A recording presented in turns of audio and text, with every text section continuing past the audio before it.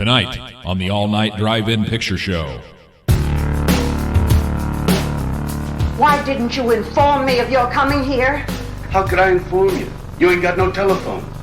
You got bouncers on every door and a receptionist that ain't got no telephone. Then, you're a dirty old man. You just give me the keys, get out, and stay out. Miss Post, perhaps you think me a rustic fool. I assure you I'm not. I can quote great literature.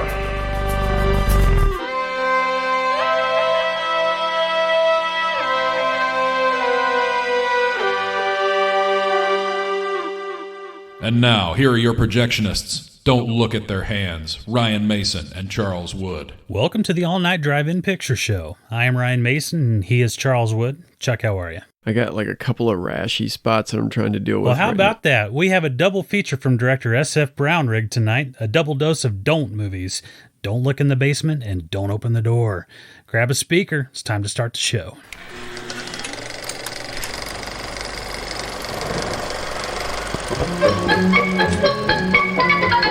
Attention patrons. The movies discussed on this podcast will be spoiled from start to finish. If you wish to experience these cinematic gems visually, please do so before continuing with this episode. We will be right here when you return. Thank you and have a pleasant evening.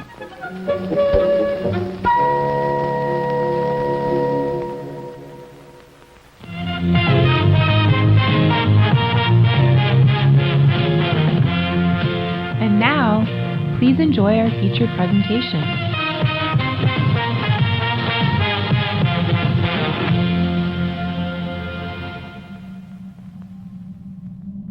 They stole little Bridget for 7 years long.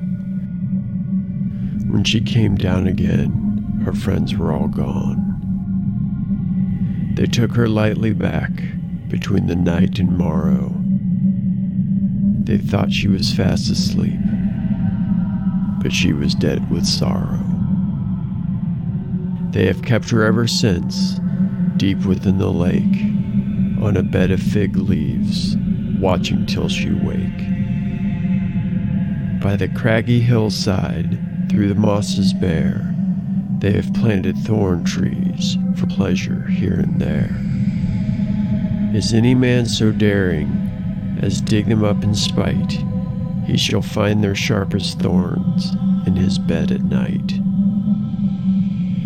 Up the airy mountain, down the rushy glen, we daren't go a-hunting for fear of little men. We folk, good folk, trooping all together, green jacket, red cap, and white owl's feather.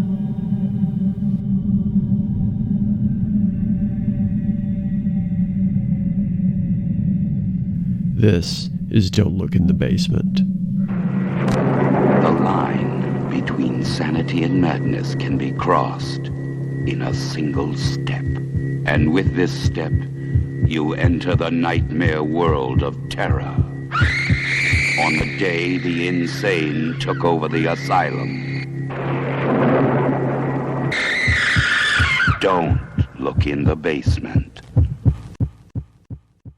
The story takes place in a large house that's been turned into a psychiatric ward. It's more like a boarding house, really, it looks like, or maybe an old hotel or something like that. Yeah.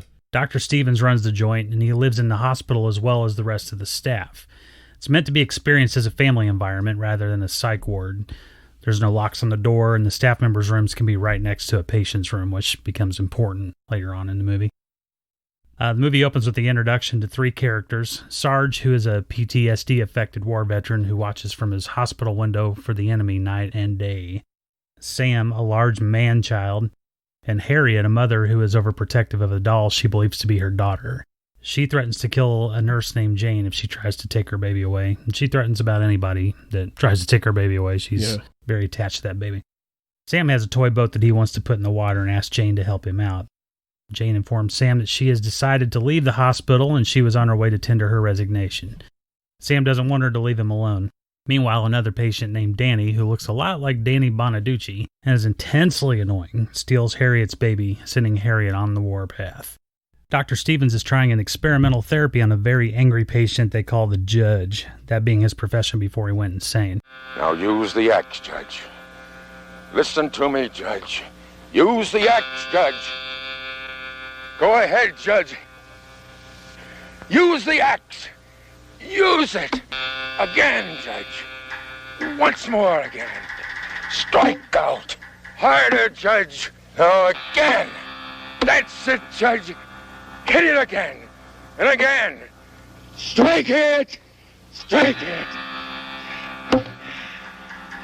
Dr. Stephens, I must speak to you. Yes? What is it, Jane? He's doing very well tonight. Can you sense how each stroke reaches down, freeing some part of his conflict? Perhaps just a cell or two of the unconscious brain, yet he's reaching it. Reach for it, Judge. Dr. Stephens. Yes.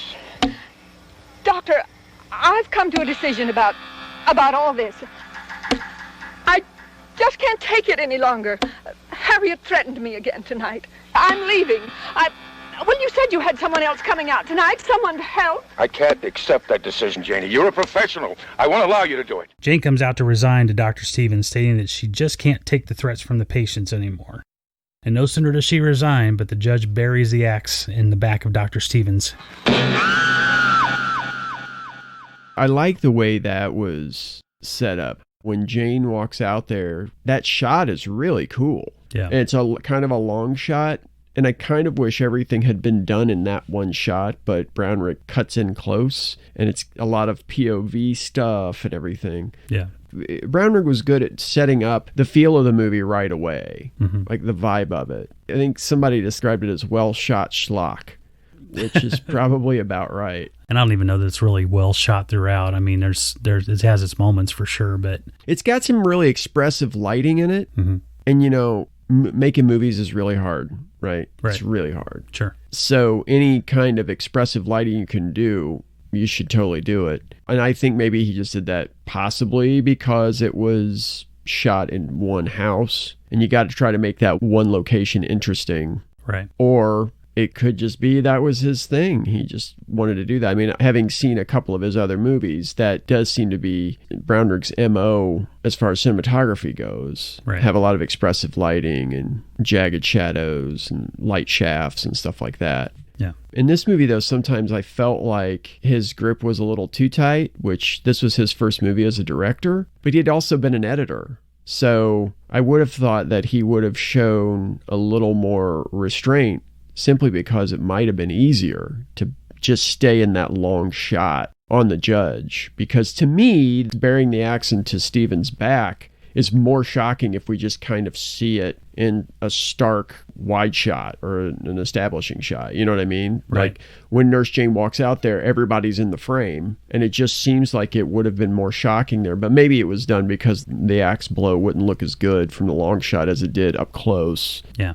Where they can kind of hide it a little bit. And even still, they didn't do a great job of that because it looked to me like he buried the axe in his lower back, but the wound is up by his neck and shoulder blade. Yeah, exactly. It looked like he hit him right below the back ribs, you know. Right. And but it was on his shoulder, so they didn't do a great job of doing that. Yeah. So Jane begins to scream for help and pleads with the Judge to drop the axe. Jane flees the scene, and then Dr. Masters and Sam come running out, and she and Sam talk Judge down and take the axe away. Judge! Put it down, Judge. Put it down, Judge! Put it down!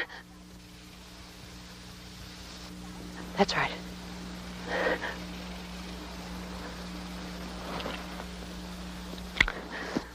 Oh, God.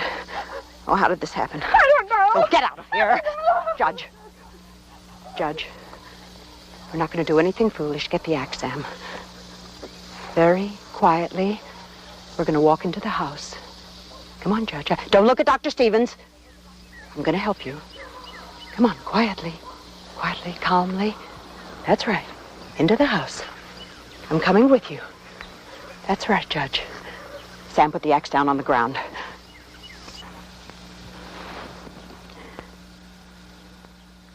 Now, here's a question I have here. Because, so Jane's still there, right, when Masters gets there. But Masters shoos Jane away. Yeah. Right? And from what we find out later on, why is Jane taking orders from Masters? Right.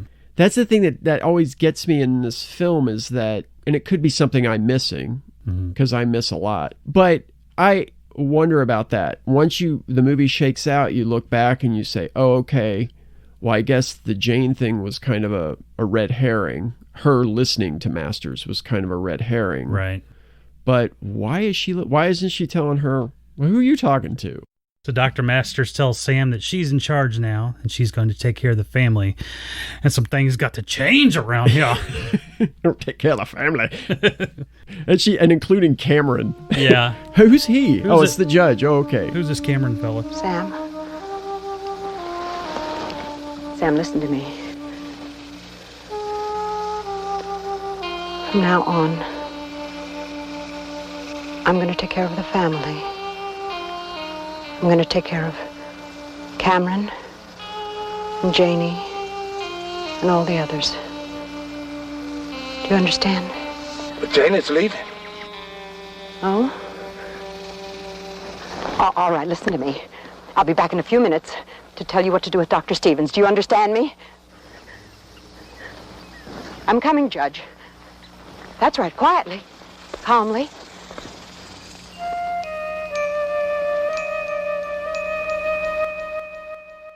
Harriet is putting the baby down for a little nap in her bassinet, takes her a bottle. Danny steals the baby again while she has her back turned and takes her to Jane's room and lays her on a cabinet. Harriet freaks the hell out. Yeah. She screaming, running down the halls, right. Bouncing out, into each room and just freaking out. Screaming Danny's name. A lot of screaming in this movie. Right. It's just a lot of screaming. We find out a little bit later in the movie the reason why she's obsessed with this doll is because she had a baby at one point and lost the baby. Right. And that drove her insane. So this is taking the place of her real life baby. Here's a question I have. Okay. So it's set up that Danny steals the baby. In the first 3 minutes, one of the big conflicts in the first 2-3 minutes of this movie is that Danny steals her baby, Harriet's baby, and, runs away with it or tries to run away with it or whatever. Mm-hmm. In this scene, though, we don't ever see who steals the baby, right? True. So my theory is that Masters did it because Masters didn't want Jane to leave and let them know there's no doctor here. The doctor's been killed. And so Masters, I think, was the one That's who a good took call. it so that she could keep her control over the whole house or over the whole asylum. It would be nice if they would confirm that, too, because it would add a layer to the story. Right. But they never do. Well, I mean, they don't. And I have two minds about it. Because I don't know if it would actually be worthwhile if they went really on the nose and had Masters say, and I moved the baby doll so that, you know what I mean? It's kind of a Bond villain monologue or whatever, kind of telling everybody why they're doing what they're doing. But I do think maybe there could have been a clue or something in there that it was Masters. But it might also be designed to look back and say, oh, okay, now this makes sense. At the end, once you watch it, then you're talking to your friends and saying, oh, I wonder if Masters stole the baby. It'd be interesting to poll people who love this movie and say, who do you think stole the baby at the beginning to get Jane killed? Yeah. Just as a curiosity type thing. Yeah. I wonder how many would say Danny, because it's been set up so recently. Right. But that was just something that I was wondering as we were watching it. So that's a good point. I hadn't even thought about that, but that makes plenty of sense. So the baby is left by whomever on Jane's shelf, and Harriet arrives and accuses Jane of taking the baby and begins to choke her. She forces Jane's head into her suitcase and guillotines the lid onto her neck, killing her. Now, does that work? That must be like a Samsonite. The only thing I can think of that makes sense is that she forces the lid down onto her neck and continues to force it until she chokes out. That makes sense. But if she's cutting her head off with the suitcase, that takes a lot of force. Yeah, they didn't show that. They kind of just look like your run-of-the-mill cardboard suitcase or something, so I don't know. Yeah. I thought it was like a Samsonite thing that one of those gorillas would throw around a cage for a while. Right. Pretty sharp blade on the inside of that suitcase. Yeah. Maybe that's where the $100,000 went, to this big suitcase. Maybe so. Cutting the back out of a Samsonite to do a POV inside of a suitcase, because we got to do a POV inside every single scene that we can. Exactly.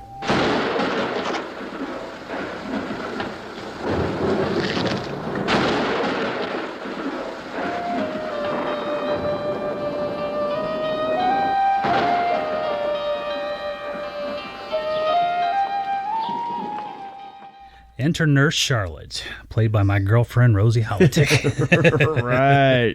Right off the bat, I want to say why this lady's career never had any traction behind it and why she did not become a big star in the 70s. I will never know. I don't either. And, I was just thinking that as we saw her for the first time, I hope it was her decision, and I hope that her decision to not be hired was not based on something heinous that somebody did to her in the industry or something. No kidding. She's given kind of like this woman in peril part to play. Yeah. And she still shines through. Even when the dialogue doesn't quite work, she still shines through. I feel like there's some sort of 70s iconic role for her, you know, like a Charlie's Angels or something like that, that she would have she'd have killed it. We'd probably still be talking about her in some capacity today. Right. Farrah Fawcett still gets mentioned. Right. And I feel like she has the charisma and definitely the looks of Farrah Fawcett in that era. She's just magnetic. But I think there's an honesty in there that great actors have. Yeah. And hey, if she likes being a real estate agent now, God bless her. She should do whatever makes her happy and whatever pays the bills. But damn, it's a shame that she didn't get that big role in the 1970s, because she would have been an iconic actress of the 70s if she had gotten the right role, I think. Yeah. I mean, as soon as she comes on screen in this movie, walking up with the newspaper over her head to try to stay dry, you think, oh, this movie's starting now. Yeah. Another thing noticeable about her entrance is that's when the credits begin to roll. Right. And the credits, the actors, the directors, the crew, and all that, that's rolling on screen over the moving images.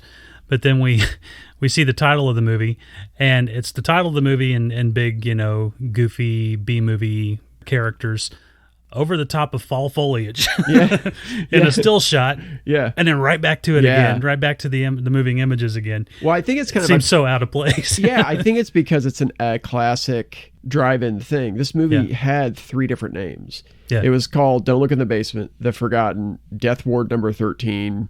So it's probably one of those things where they cycle it through as Don't Look in the Basement, and then they come back and it's The Forgotten. Then a few months later at the same drive-ins across the South or wherever. And people were saying, did I see this movie? I don't know. I think I end up coming off sounding like people in the 70s were really stupid. But, I mean, I grew up in the 70s, so I am pretty stupid. Kind of dumb, yeah. Yeah, I guess that doesn't really help my theory at all. But, pre-internet, people probably could have seen the same movie under different names a couple of times. You could get one over on people a little easier than you can now. At least once. Yeah. Let's get back to the movie. So Charlotte was hired by Dr. Stephens, but no one is aware of it, including Dr. Masters. Masters isn't receptive to her and doesn't want to hire her. She asks to speak to Stephens, but Masters informs her that he is now dead. The man's dead. He's deceased. Masters doesn't believe that Charlotte could be of any help to her because she plans on changing the way things are done at the hospital. Charlotte pleads her case, saying she quit her job at another hospital and brings a letter of recommendation from her old boss. Dr. Masters, I gave up a perfectly good job to come here. They wanted me to stay, but I left. What place are you talking about? Green Park General Hospital. I was supervisor of the psychiatric ward. I'm not questioning your qualifications. Did Dr. Stephens talk with your supervisor about your leaving? Oh, I'm sure he did. Besides, I showed them this letter of acceptance from Dr. Stephens.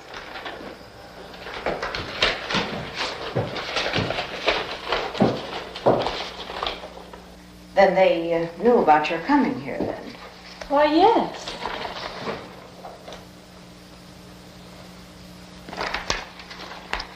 Do you have any place to go from here, Miss Beale? Well, frankly, no. Unless, of course, Green Park would consider taking me back. I suppose I could tell them what's happened here, about Dr. Stephens, and about your taking over. Perhaps they would make some sort of consideration. Miss Beale, frankly, I have a very difficult decision. There have been some abnormal reactions with a few of the patients. Dr. Stephens trusted them. He treated them as though he were their father. So realistically, this has been a death in the family. Now my job is to recreate that trust. I doubt seriously the Green Park would take you back, and it'd be very awkward trying to explain all of this, so, well, since you're here and Dr. Stephens did make the commitment, I guess you might as well start in the morning. That change of heart is masterful. Yeah. It's very subtle. Yeah.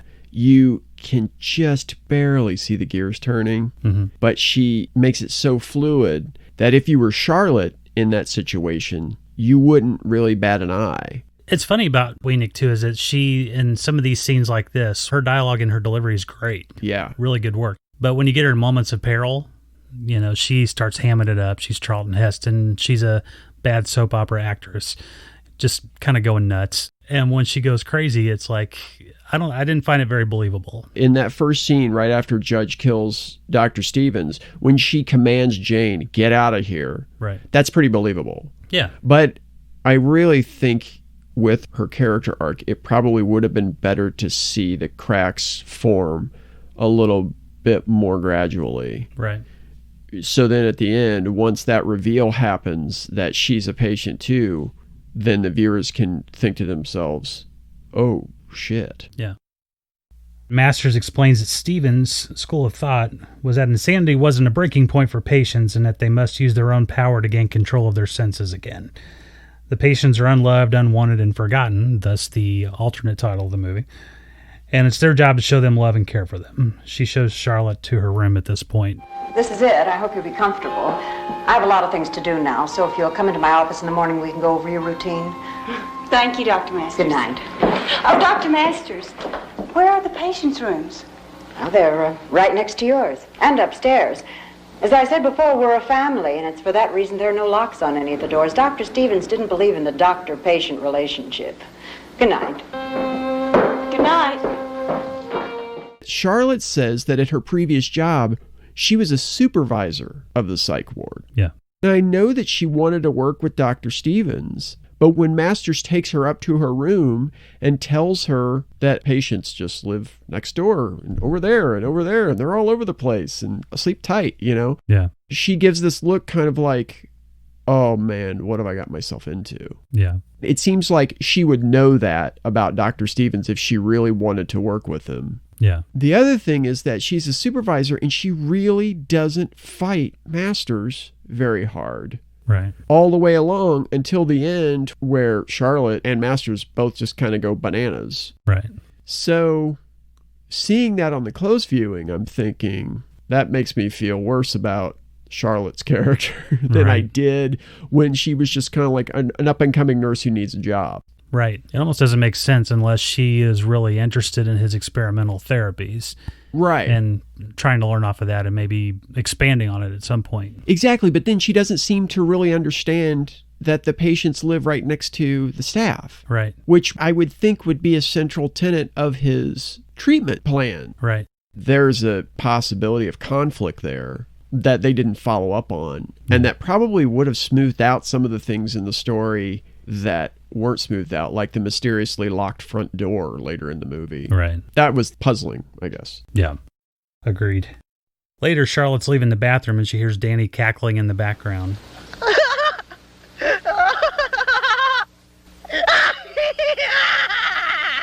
It's creepy, but you can tell that it was dubbed over later, so that if it seems like if it had just been in the house, it probably would have been a bit creepier. Just as soon as she hears Danny cackling, she runs into a patient named Mrs. Callingham. She's an old lady, no teeth. But when you run into her, it's a super creepy, just extreme close-up. Point of view, yeah. Yeah, and I mean, it is right in your face. Yeah. And she tells Charlotte that she should leave and never come back. You never should go rushing around like this alone. Get out. Get out and never, never come back. Never. Get out? Why get out? There's no reason. Oh, there's plenty of reason. My name is Charlotte. What's yours? Up the airy mountain, down the rushing glen. You never can go hunting for fear of little men. and recites a bit of poetry to her at the same time. It's a poem called The Fairies by William Allingham. So, wow, some real creative naming from the makers of Don't Look in the Basement. Right. Great shot of half light on Charlotte's face. Yeah. And Holitick's ice blue eye. Yeah. Perfect. Beautiful. Yeah. So after that, loudly eating a popsicle, Sam tells Harriet that he has been talking to Dr. Stephens and that he's sad that everything is going to change at the hospital now that he's dead. He says Stephens does like Charlotte, though. Now, that's a first hint of things to come here. Sam's character, as we're about to find out, has the mind of an 8-year-old. And we'll find out why here shortly. So one would assume that since he is not in his right mind, that maybe he is talking to what he thinks is Dr. Stephens in his brain, but maybe he isn't. You know? So the first sign that there might be more going on than what we're led to believe, because so far we haven't seen Dr. Stephens' body or what they've done with his body. Yeah. Is he alive? Is he not alive? We don't know yet. Then we go to a scene where Sarge tells Sam that he needs him to guard his door, that he has a prisoner secured in his room. Sam reluctantly agrees, and I don't even know why this scene is here because I don't think it pays off at any point. The editing in this little sequence here is kind of weird anyway. Right. Because you have the scene where Charlotte runs into Mrs. Allingham. That's at night. Charlotte's just gotten out of the shower, and she's... Callingham. Oh, did I say Allingham? Oh my God. That's all right. Oh, creative naming. Callingham. Yeah. She runs into Mrs. Callingham after coming out of the shower at night, but then the next day they cut to this scene where Masters walks Charlotte in ostensibly to introduce her to the patients, but then she doesn't really introduce her to the patients. And even though we see Harriet on the left-hand side of the screen in this common room, Sam seems to walk out, but then you see him talking to Harriet, and then he gets up and leaves that room, and he meets Sarge, and Sarge orders him to guard his door, but it all seems to be happening upstairs. So I don't know if this common room where all these patients are is upstairs, or if it's downstairs.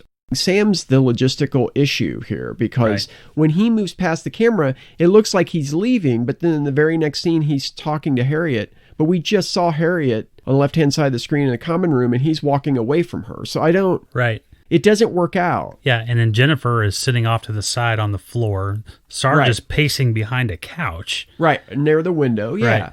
So Sam goes over, talks to Harriet. You see no one leave the room. And then when Sam goes out into the hallway, he's about to go down the stairwell when Sarge confronts him about guarding his door.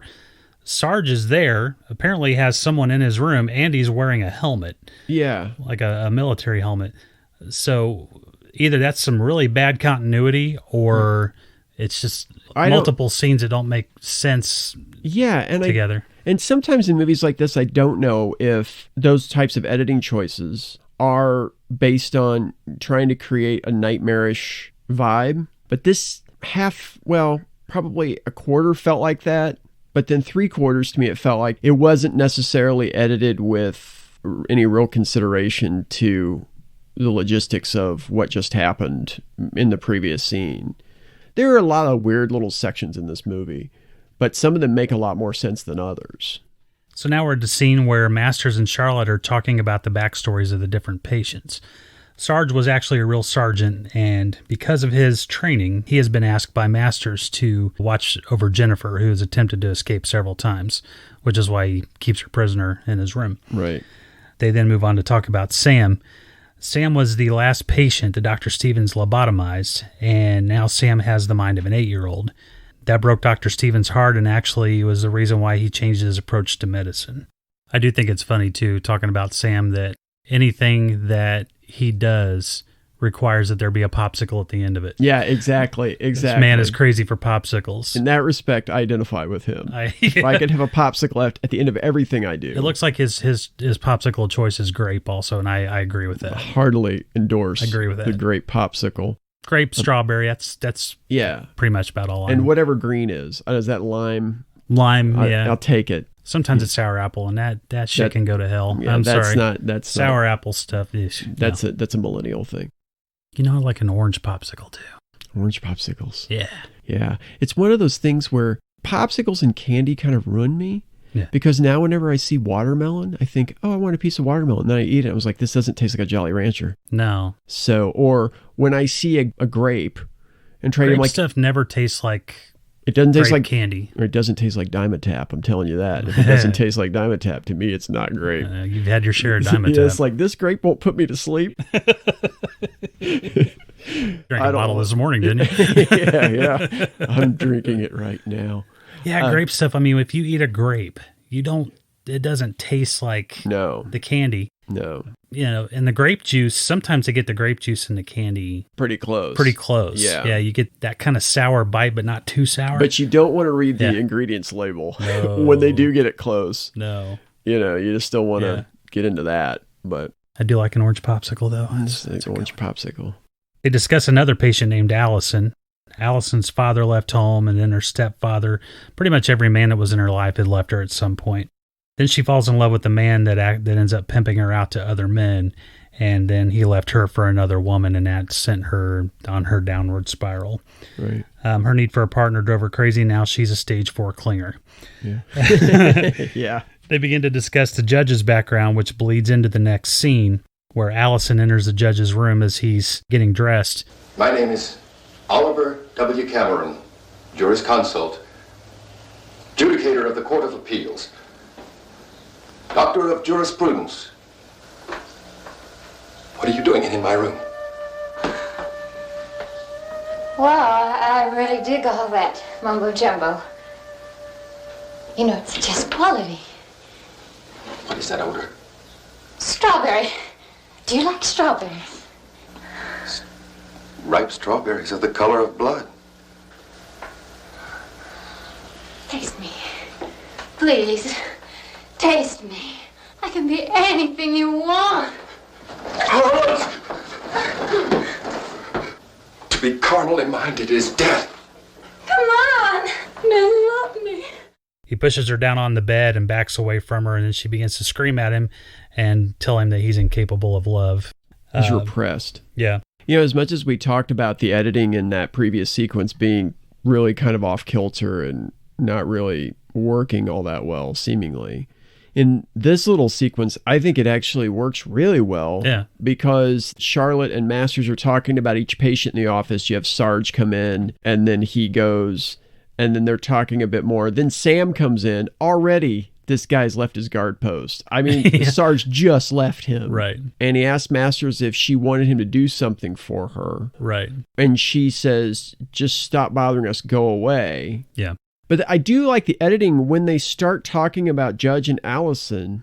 Then they go to that scene with Judge and Allison. And then they go back to the office with Charlotte and Masters talking about Callingham, and she says you should take her out. That dialogue's a prelap into the scene where Charlotte's taking Callingham out for a walk. Callingham again warns her that she needs to hit the bricks. Get out of town. Yeah. And she repeats the poem once again to her. Masters watches this interaction from the office and looks concerned, and then we get a quick cut to someone off screen cutting the phone lines. Right, a close-up of the cutters snipping the wires. Yeah.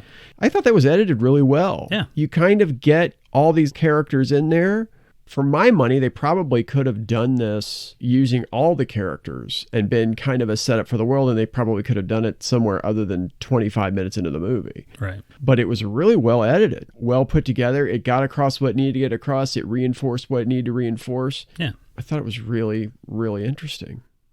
Charlotte's trying to make a call to the operator and having no success. Sam enters and says Dr. Stephens wants everyone to be happy. She tells Sam that she knows Dr. Stephens is still very real to him. Sam gets frustrated that no one believes that he speaks to Stephens, and he walks out. When he says, too, that he forgot what Dr. Stephens wanted him to tell her. Yeah. So apparently there was another message besides he wants us all to be happy. Right. Dr. Stephens' message is, do look in the basement. I'm going to need you to look in the basement right now. Yeah. Charlotte enters Masters' office and mentions the phone being dead, and Masters immediately changes the subject. Jennifer pops up next to Masters' chair like a pet. She asks if Jennifer is beyond help, and Masters says that they never give up on patients. Charlotte should get to know the patients a little better because someday they're going to be like family to her. Night falls, and Charlotte's making the rounds saying goodnight to the patients. She visits Callingham. She asks Charlotte if she enjoyed the walk in the garden, And Charlotte said, yes, very much. And she says, well, don't be surprised if they never do it again.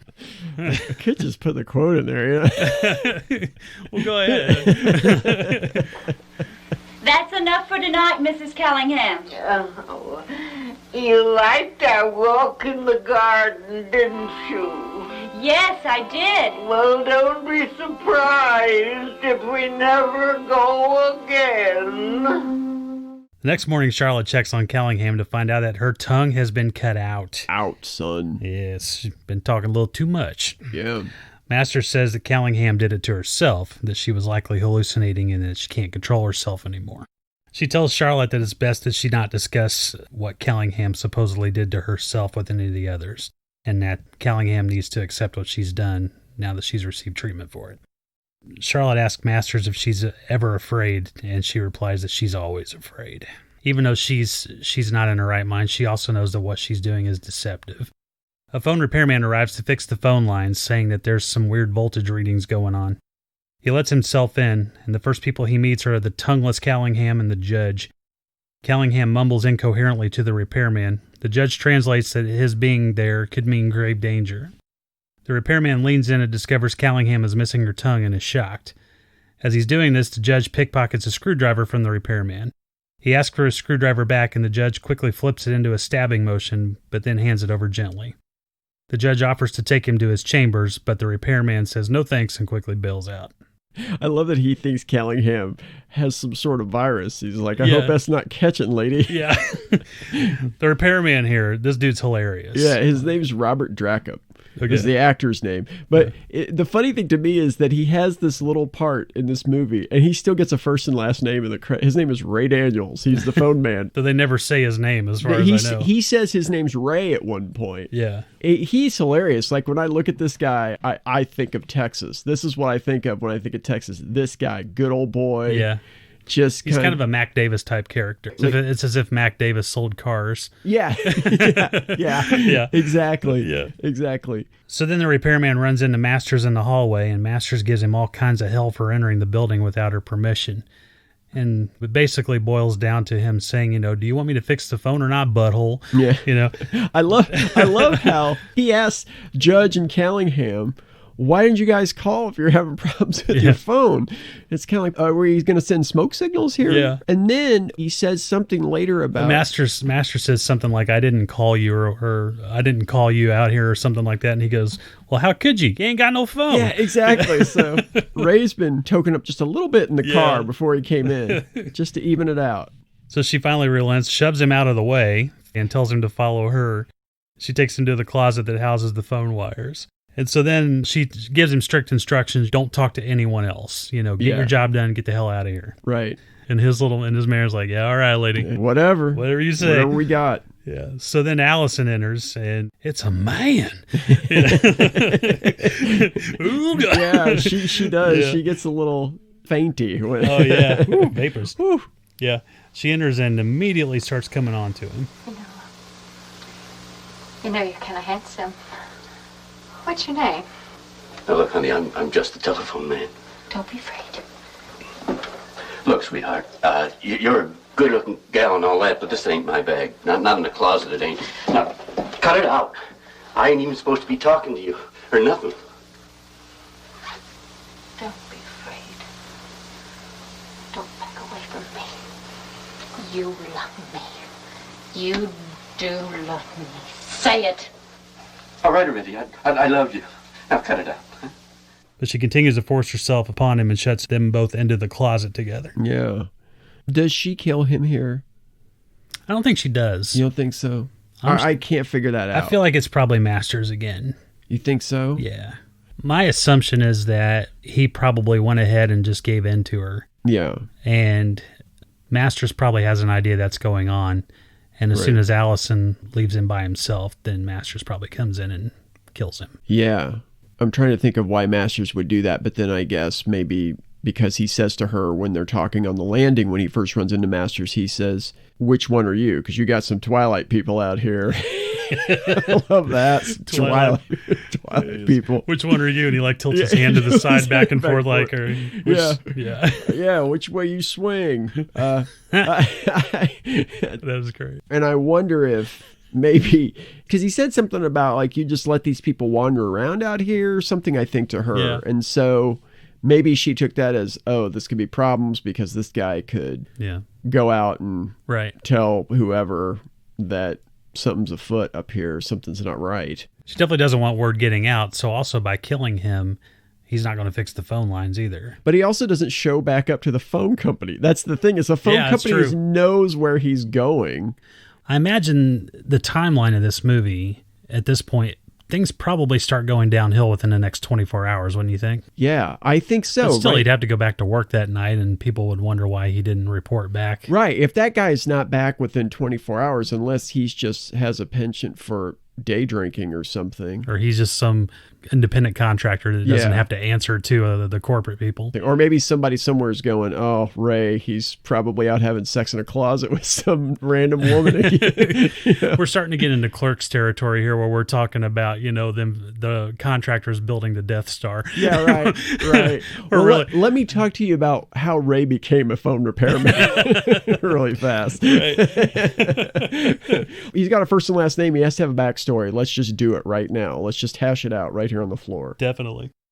Sam is walking down the hallway and Danny jumps out from her room and scares him. Sam grabs him by the arms and takes him straight down to the floor, freaking Danny out. When he does, a watch falls out of Danny's pocket. Sam apologizes and begs Danny not to tell on him. Danny takes off running. Sam picks up the watch, sticks it in his pocket. Meanwhile, Charlotte's ironing her clothes in her room. When she goes to open the door, Jennifer's there and she attacks her with a knife. Charlotte fights her off screaming and Masters comes to the rescue. Jennifer's hysterical, screaming, flailing. She enlists Allison to help her try to control her, and Masters smacks the shit out of Jennifer. Yeah. Just cold cocks her. The Laverne and Shirley treatment. Yeah. Allison takes Jennifer back to her room, and Charlotte starts to rethink taking the job in the first place. But Masters won't accept her wanting to leave, and Masters picks up the knife and takes it with her. With Charlotte just insisting, really, that she just needs some rest. But, I mean, she just got attacked with a knife. You're right. So well, and it's interesting, too, how Masters turns it back on her. Yeah. Because before, Masters was just like, I can't have you here. And then she realizes, wait, she could tell people what's going on. And now she uses the whole thing against her, which is pretty great. I mean, it's really a nice move. And Jennifer, she goes from being this zoned out puppy of a girl to a knife-wielding maniac. Right. Yeah. It's very odd. Charlotte's like, I thought you said she was withdrawn. It's like, well, she has her moments, but then other times. Now, my thing is, did Masters put Jennifer up to this? Considering that she was sitting at her desk, next to her like a pup, or or like a small scared child, I think Masters probably can make her do whatever she wants her to do. Jennifer's been portrayed as a flight risk, and then as a puppy dog, and now a knife-wielding maniac who hides in closets. She's kind of all over the place. She is all over the place so far, but I do want to say the screaming in that scene, really for me, that's when the movie is starting to become a tough day at the office. Yes. It's getting to the point where I'm thinking, oh man, if they're wailing like this now, what's happening later on? Oh, and there's so much screaming that happens later on. Yeah. So much so that it's kind of maddening. It is. For me, one reason it was maddening was because it felt unearned in a way. It kind of felt like, well, if we were telling this story that maybe added up a little bit more, then I felt like that I'd be right there along with them screaming. Too much excessive screaming in a movie makes me not want to watch it again. Right. And I know there's grounds for screaming in movies, especially in terror situations like this. Yeah. But as an example, Texas Chainsaw Massacre 2. The majority of that movie is Caroline Williams screaming at the top of her lungs. Right. And I can't watch it again. Yeah. I've seen it a couple of times and I can't do it again. It's too much. It's like sensory overload. Yeah. With this movie, I wonder if we saw like the updated Shout Factory release, if that screaming wouldn't be quite as grating, because on these prints, the sound is not great anyway. Yeah. And you could tell the sound wasn't super hot when it was recorded. again, I don't know where they put that $100,000. Right. I hope people got paid. I'm sure they did. Right. So that could be Yeah. a factor. We go to visit the judge, and he's feeling helpless in his own weird way, which is reciting a medieval poem while holding the side of Sam's face with his hand. No, I thought that was too. That was actually Sam's hand resting on. He was resting on. Oh, his was elbow. it? It was because okay. I thought that, and then I saw the judge like he parted the curtains or something. But then they went back to the shot of Sam, and he still had that hand on his face. Okay. And I was like, oh, wait a minute, that's Sam's hand. Okay, because it looked. It looked like he was cradling it looked like he was his- cradling his skull. Like I think he was reciting something from Alfred Lord Tennyson or something. Yeah. Everybody's reciting poetry in this. Sam tells Judge not to worry, that the doctor's going to help him. The judge doesn't believe that, saying that Masters really has nothing to offer him, at this point anyway. But Sam is actually talking about the late Dr. Stephens, with whom Sam is apparently communicating. He says Dr. Stephens will help everyone, even Charlotte. Masters enters and tells Sam that he has chores to do, and of course he barters for a popsicle, and she agrees. Right. Masters tells the judge that his floor is dirty and demands that he clean it up, and the judge sees red. Yeah. The one thing I thought was interesting in this scene too was that when Sam starts talking about Dr. Stephens, the judge just ends up admitting that he killed him with his axe. Yeah. Like, I think he just says right out, I killed Stephens with an axe or whatever. Yeah. And you see his eyes clear up when he says it too, and then he drifts off. Right. And then Masters comes in and does her magic. Allison and Harriet are talking about how crazy Harriet is when Danny enters and tries to take Harriet's doll away. Harriet flees, and Danny starts to come on to Allison, touching her and kissing her. She takes off her shirt, and Danny starts cackling and screaming in her face. She runs away, and Danny throws her shirt into the hallway. Judge is walking by and picks up the shirt, taking it back to Allison's room, and he gives it to her. She begs Judge to love her and reaches out to him. He tells her not to touch him. She begins to scream at him, saying all men are the same, and tells him to get out. Screams at him, I should say, to get out. Loudly and abrasively. As the judge is leaving, she stops him and tells him about the phone repairman, their little hibbity-dibbity session in the closet. No, just no. I need you to help me. About something else. I mean, I know you can get a secret. Judge, I got me a man.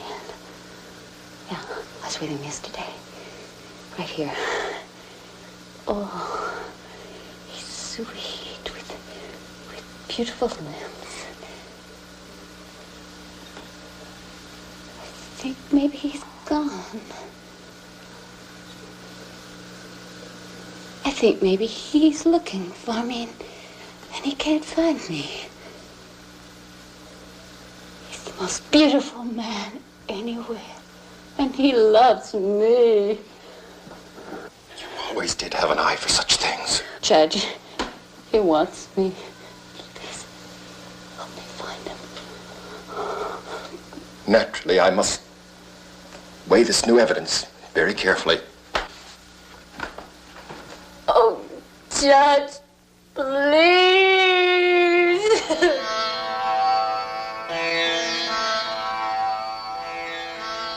The judge brushes her off as she stands in the doorway agonizing. Masters is looking for something on her desk, but she can't find it. Danny enters Sarge's room, and Sarge is watching for the enemy with binoculars. Danny tells him he's crazy, and Sarge goes after him. Masters hears a commotion. Danny runs out of the room laughing, and Masters questions Sarge about what happened. She says that it's lights out time and asserts her authority. She sees what she was looking for in his bed, an index card with her name and patient information, the first real evidence that she's a patient, not an actual doctor. As punishment, she lights the card on fire and makes Sarge hold it in his bare palm. I hate to punish anyone. I loathe it. My domain here is going to never be challenged again. Do you understand? My office, my profession, my charge, my liability, my suffering for your good. Never to tip the fine balance of all that ever again.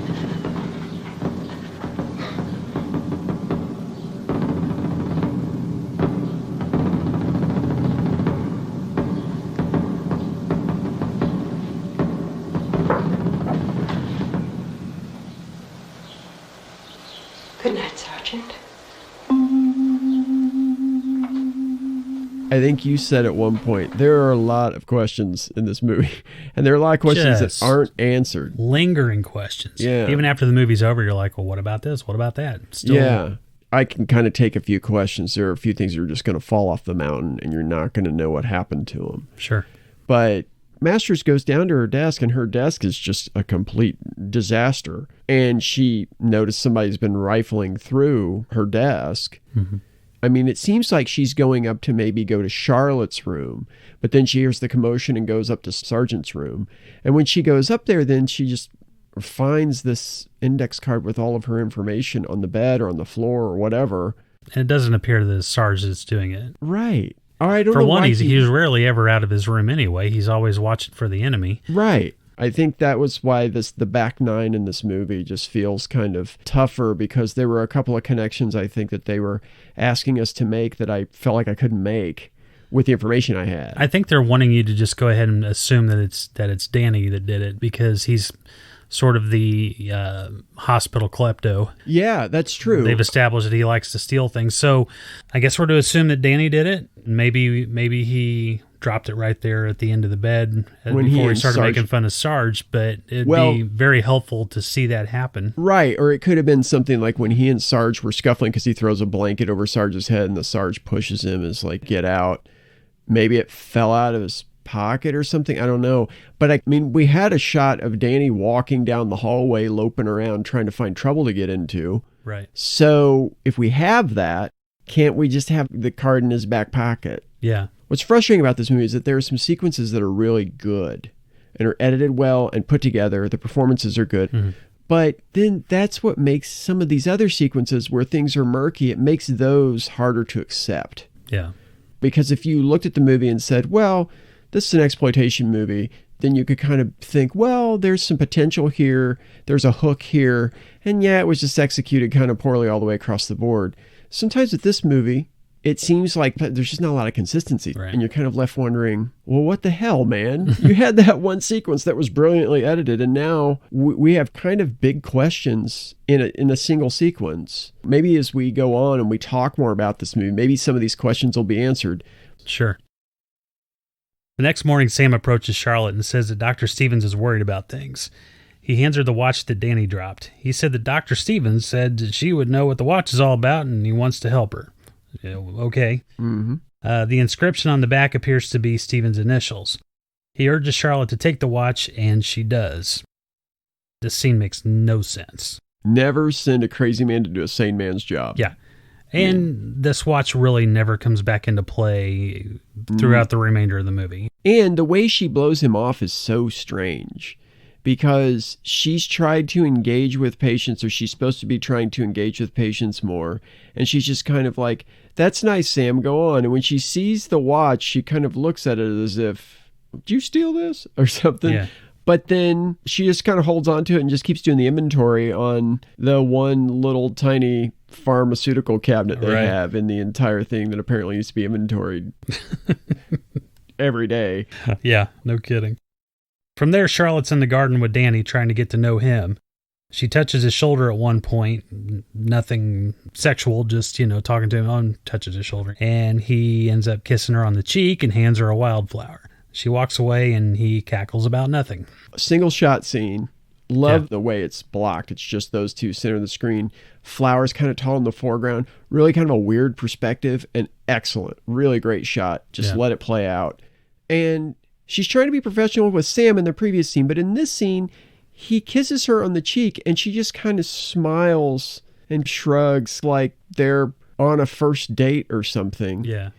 And he gives her the flower, and then she says something like, that's nice, Sam. And then, well, we better go in. And she casts the flower off and walks away. And he picks the flower up, and then he turns around and walks the opposite direction from her. Yeah. She's like, we should go in. We ain't going anywhere. He's going out into the back meadow to cackle a little bit more at the chickens or something. Yeah.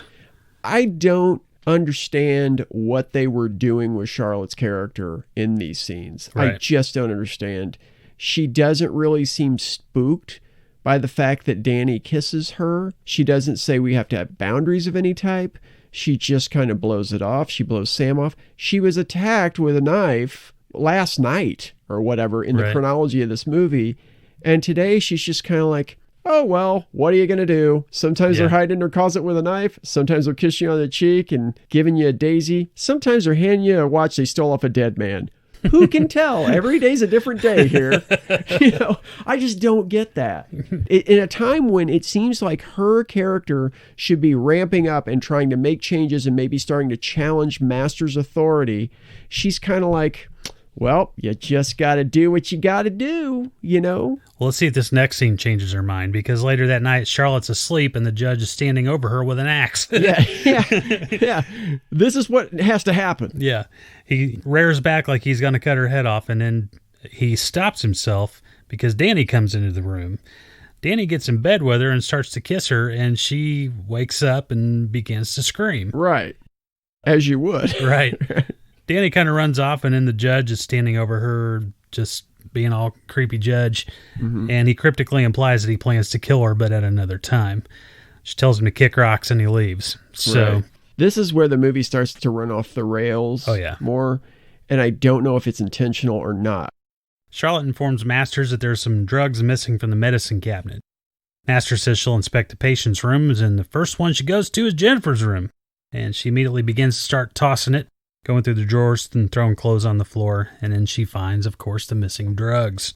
Meanwhile, Sam is sweeping up in the kitchen and rewards himself with a tasty popsicle.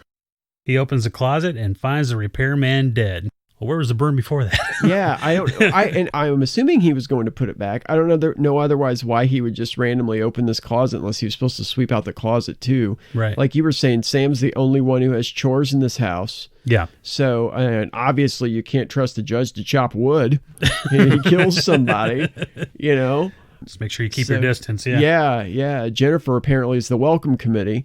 So Sam is left to do everything else. The door of the closet is just an open doorknob hole. Yeah. And it shot through the hole, and I thought, well, what's happening here? He's got a popsicle. Is this now like a popsicle glory hole situation? Then I realized it was the doorknob when he put his finger through it. A bus station? What's going on there? Well, what are we doing? I mean, this place looks familiar to me. I'm sure it does. You dirty bastard.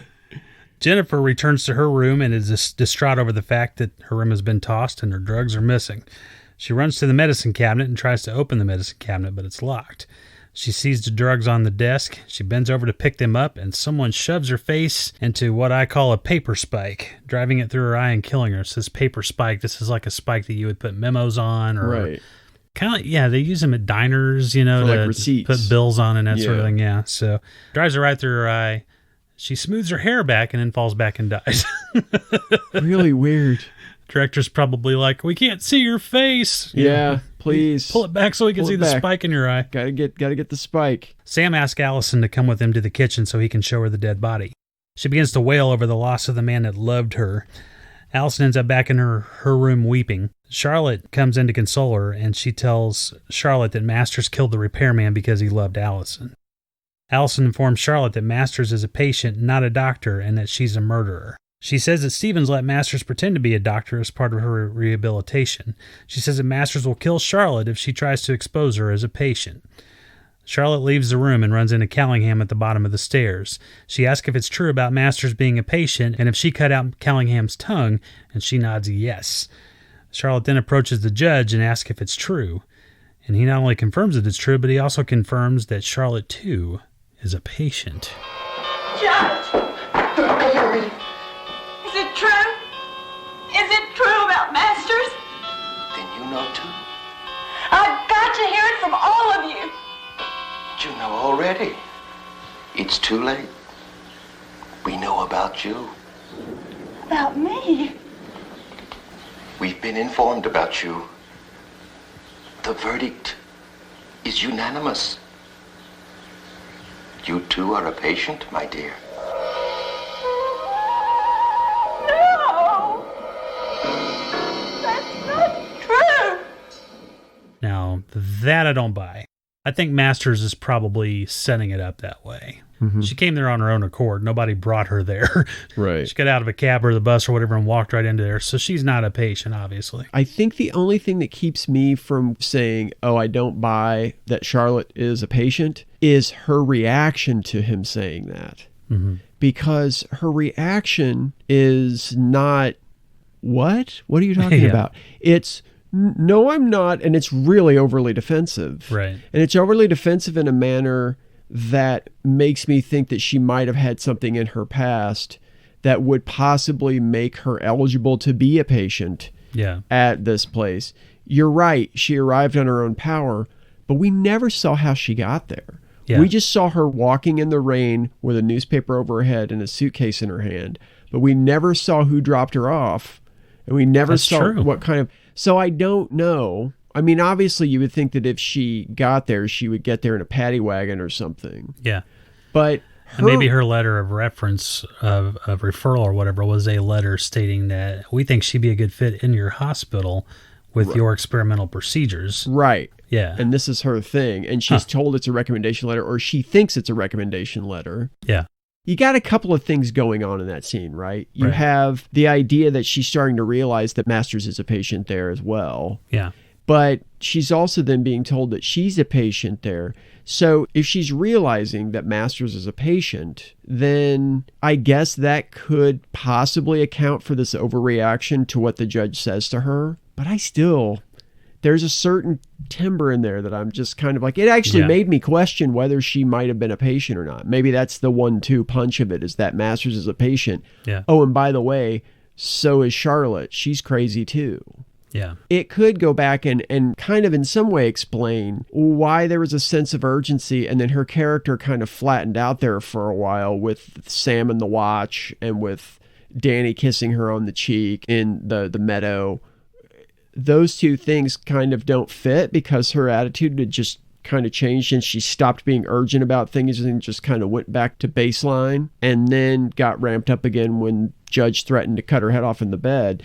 It kind of goes back and forth, and I don't know if that's inconsistency in her story arc or if that's meant to be and it's a story thing. Well, now that I think about it too, going back even further, when she first was pleading her case to Dr. Masters to hire her, Masters wasn't receptive until she handed her that letter. Right. And after she handed her the letter, she's like, "Yeah, you know what?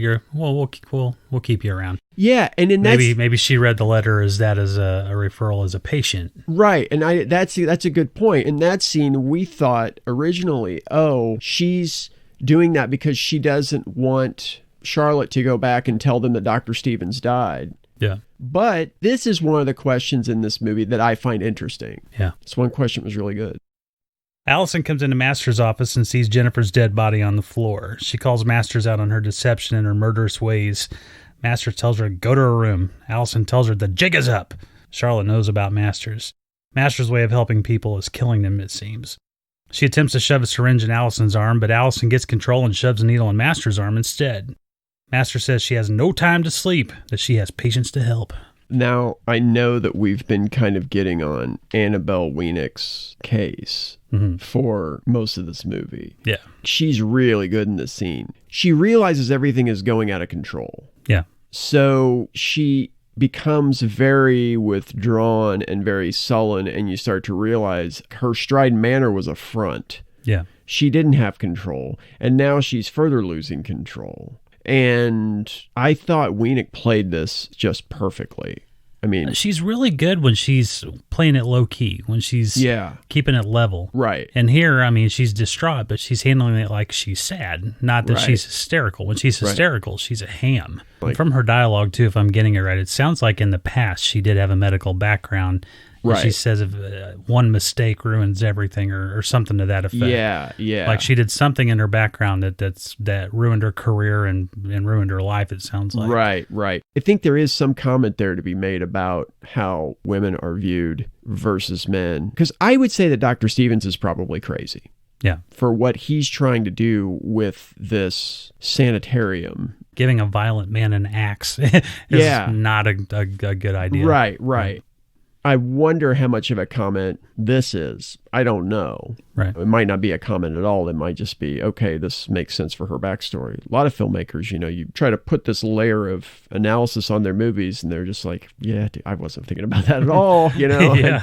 I just wanted to get this shot done because we had these other shots that were more difficult. So. Right. Then we see Allison washing blood off her hands and arms in the sink. Charlotte asks what happened, and Allison says that she's taking care of everything and there's nothing to worry about. Of course, there's nothing. Not a thing to worry about. Everything's cool. Yeah, totally fine. We're fine. Just killed a chicken. You can go to bed if you want. Everything's cool. We got it under control. Killed a rabbit for dinner, so we're good. Yeah. She's going away with the man who loves her. Charlotte tries to leave the bathroom, and Danny jumps out and grabs her and begins cackling in her face. And Charlotte's screaming, and he's cackling, and she's screaming, and it's... Ugh. This scene right here made me feel like this is my last day at the office. You know what I mean? Exactly. I'm out of here. Yeah. I'm giving my notice. Right.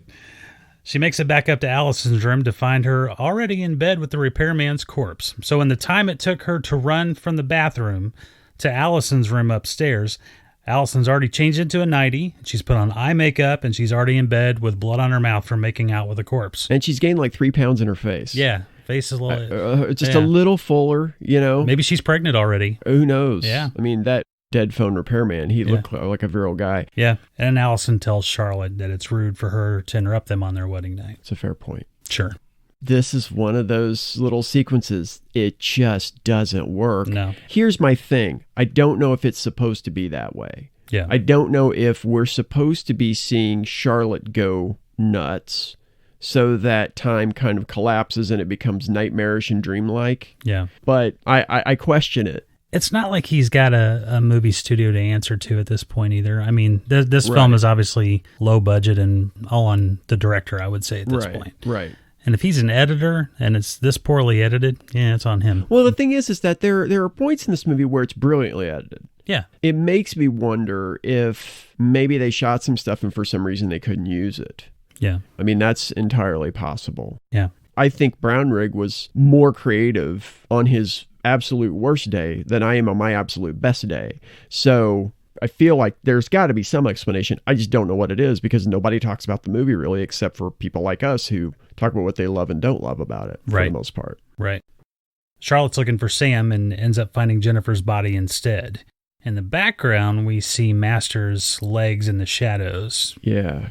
She's in Master's office. So it seems like Master's may have fallen asleep on the desk. Maybe her head was on the desk or something because they don't show that. It just cuts away really fast. Charlotte then goes to look for Sarge. He's still on watch. She asks if there's a way out of the house, but Sarge is preoccupied watching for the enemy. And she has to actually turn his face to look at her. Right. It's kind of interesting that his obsession is watching for the enemy, not confronting the enemy, because from what we know, it seems like he may have cost his platoon or battalion or whatever their lives in battle because of a mistake he made. So he's watching for the enemy, but when it comes time to really get the boots on the ground, he's kind of like, yeah, no, they're coming. They're not here. They're coming. It's kind of like watching Game of Thrones. Winter's coming. Not here. It's coming. It's coming. It'll be here in about 6 more seasons. Yeah, right. And it'll be really short. Yeah. So she's looking for a door that leads outside. And I'm thinking, well, how about the one you entered when you arrived? But now apparently the doors are all locked. How? Right. How? Yeah. I thought as we went through this movie, there was going to be something that I missed on the first viewing that would tell us why she can't go out the front door. Right. She's been out on walks with 2 different patients. Exactly.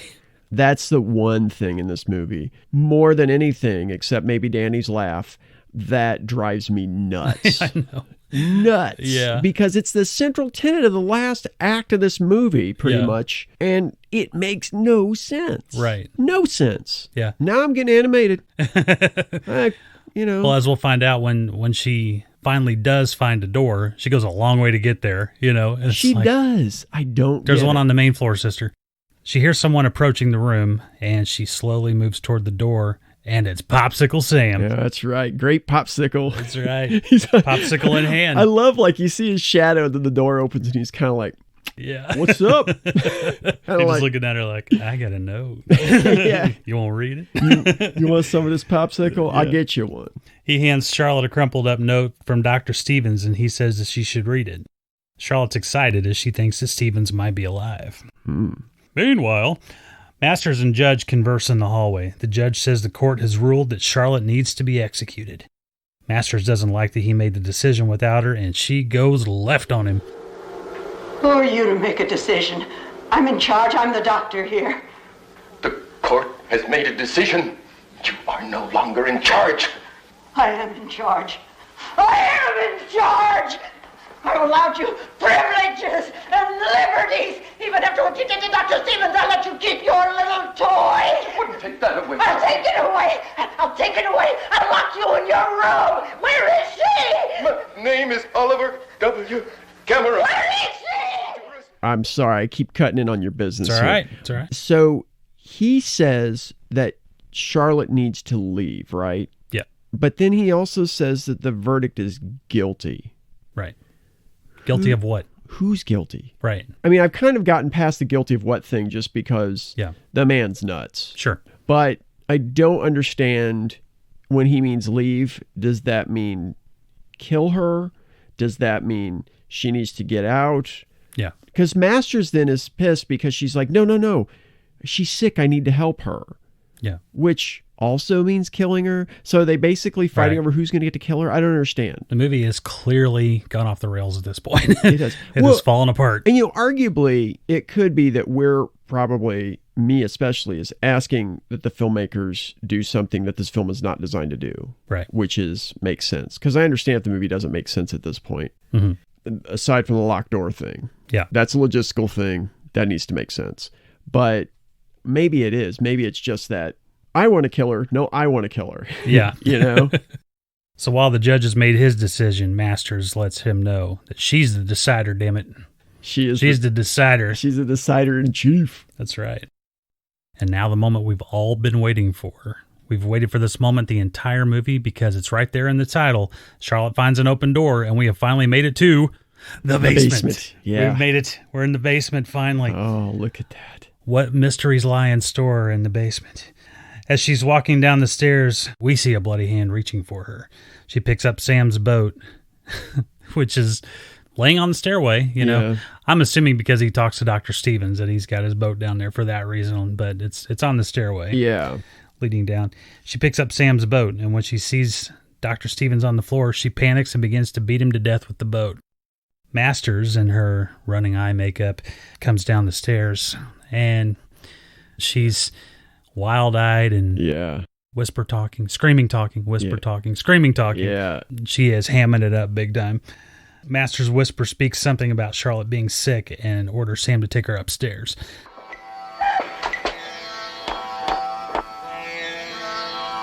at me. You see a saint. You're the incurable. Supreme authority! Only faithful live here. Only you honors me. Faith before a saint! Dee, is she bad? She's sick. She's filthy. Take her upstairs. Sam, no, Sam.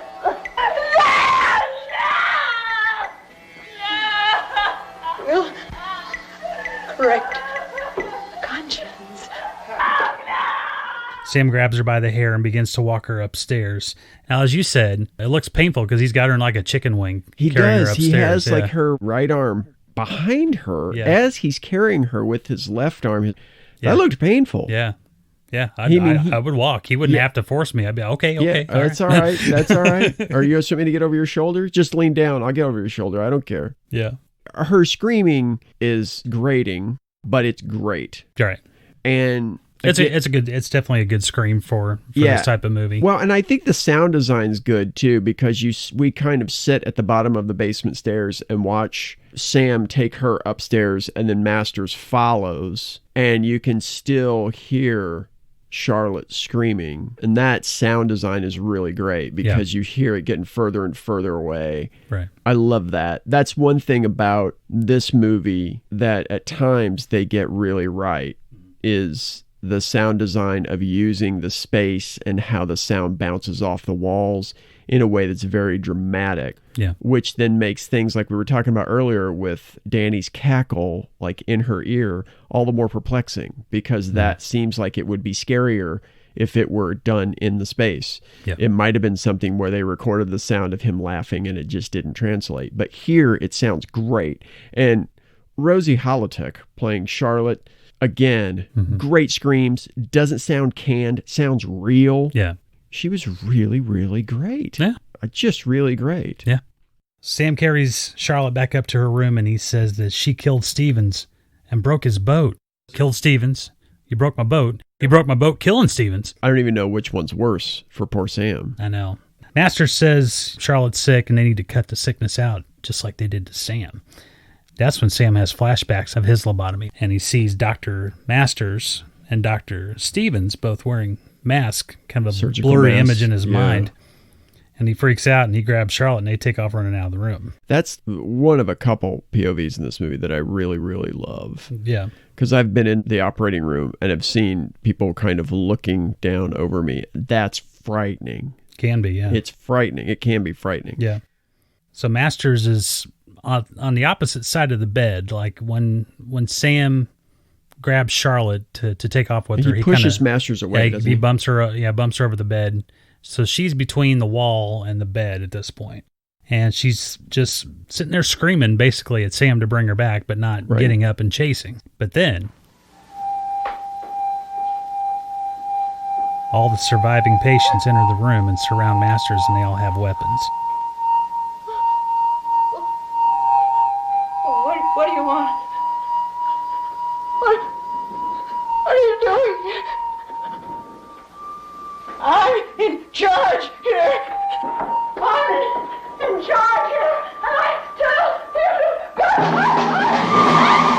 They begin beating her to death as she screams like a maniac, including the judge just burying an axe in her repeatedly. Yeah, and Harriet beating her with her baby doll. Just like the child she loves so much beating, using her as a weapon. Yeah. So they get downstairs. Charlotte tells Sam, there's no way out of here. All the windows are barred and the doors are locked, which we finally figured that out. She was kind of scream crying that whole thing, so we really couldn't tell, but I guess that answers our question. Sam knows where an outside door is, and he takes Charlotte back down into the basement, and there's a cellar door sort of, and she goes back out into the world at that point. Sam goes back up to Charlotte's room, and he hears Master screaming, and he's shouting, "Mama, Mama," all the way up the stairs. When he gets in there, he sees that she's been beaten to death. He grabs the judge's axe, buries it in the judge, and then starts swinging, killing everyone. Yeah.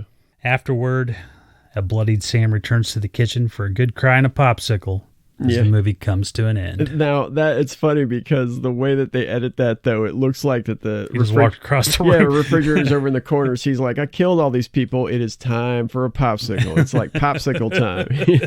He pulls the paper off, Yeah. But, okay, a couple things. Yeah. After Sam has taken Charlotte back downstairs and Masters is against the wall, between the wall and the bed, when the judge walks in with his axe, everybody kind of walks in and it's almost like a ceremonial procession, the way they walk in. Yeah. And the score was perfect. Yeah. It's one of the moments in this movie that brought a little chill down the spine. Yeah. The other thing that's funny is the ending credits are over the dead bodies.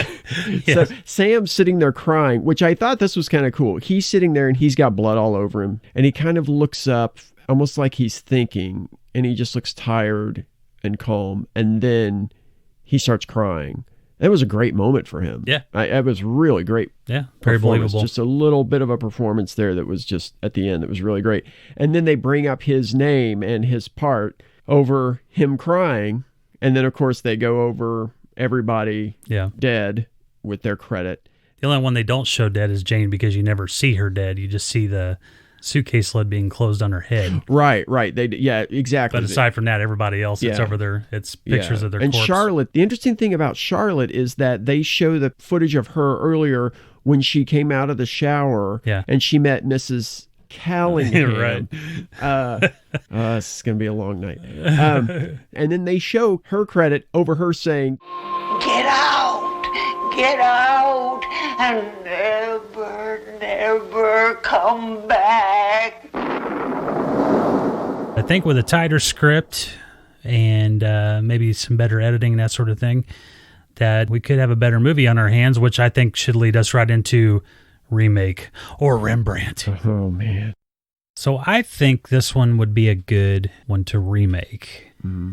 And I've got some casting ideas, but I want to know what you think first, though. So what do you think it should be remade, or is it good enough on its own? I should say before we go on that there is one movie specifically that's based on the same story called Death Ward 13. So I think a remake could be possible.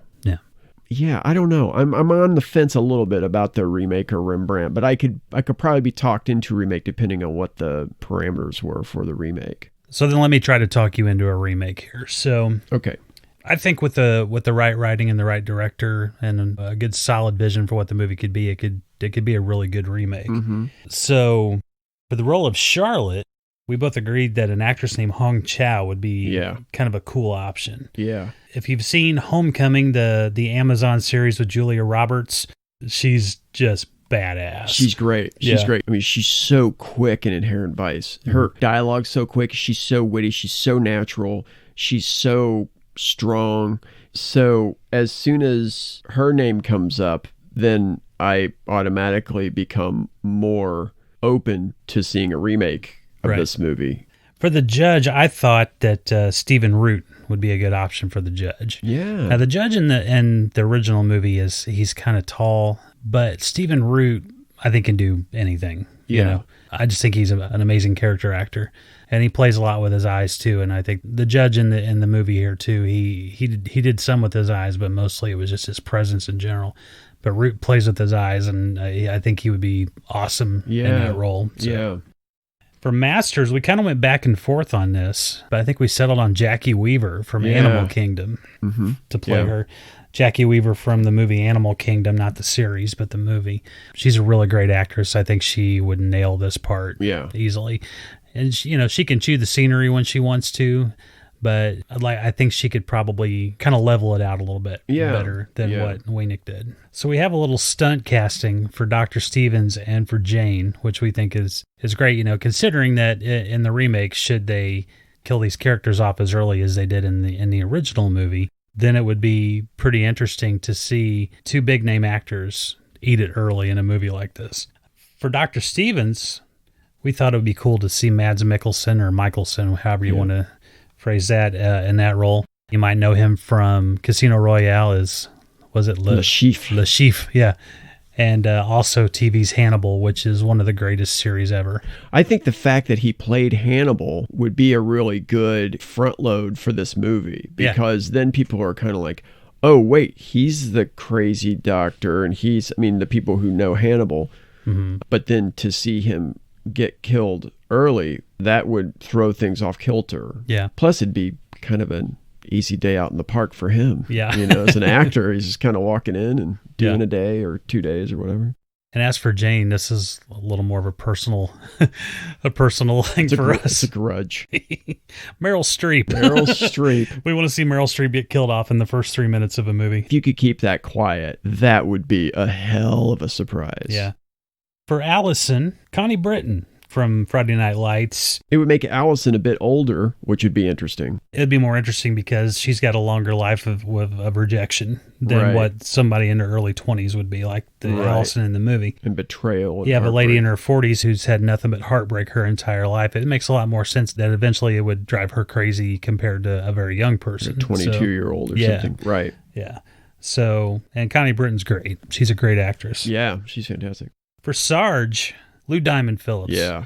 Lou Diamond Phillips from La Bamba and from Longmire, which is a really excellent series. For Mrs. Callingham. We thought, well, who's the oldest actress we know? And at first we thought Betty White, but and Betty White could definitely pull it off.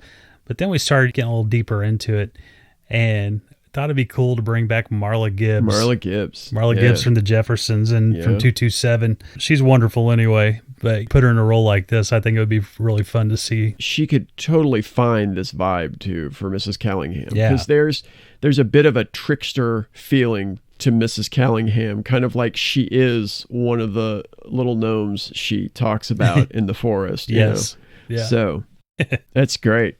For Danny, we picked a guy who may be crazy already. I don't know. He's be insane. He's an intense character, an intense person in general. Mr. Ben Foster. Yeah.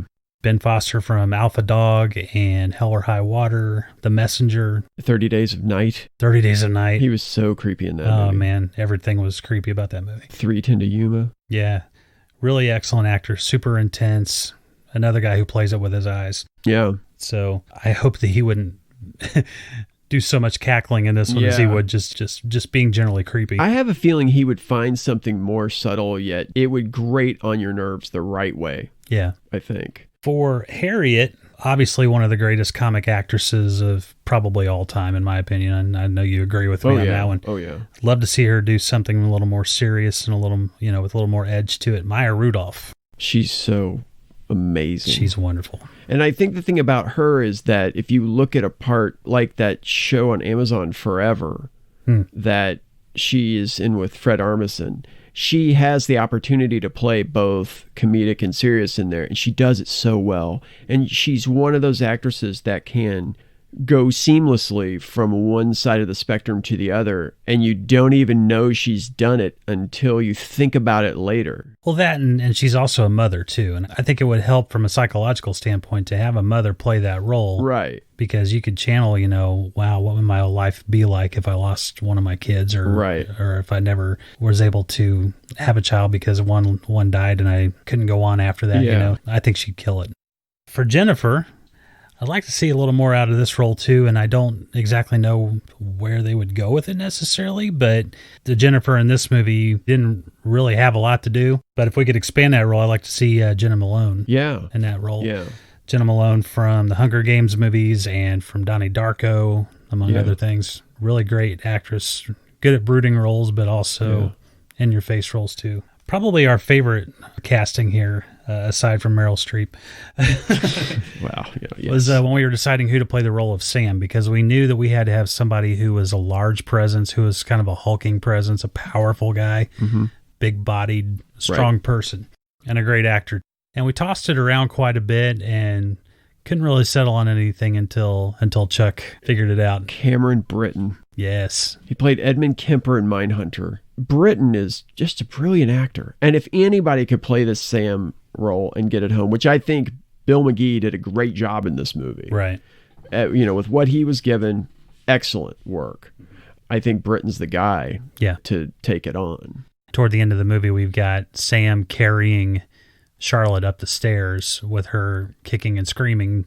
You see a guy like Britton who's probably 6'8". Yeah, he's a tall guy. 6'8", probably 300 plus pounds. Yeah. Big guy carrying little Hong Chow. Yeah, Hong Chow. Who's a small lady, picking her up and carrying her like that. Yeah. With her kicking and flailing. I mean, it'd be a cool visual. Yeah, it really would be. And the thing, too, is that if anybody can get away from that big bastard, it's going to be Hong Chow. There's somebody that's going to be able to walk away from this. Yeah. It's going to be her.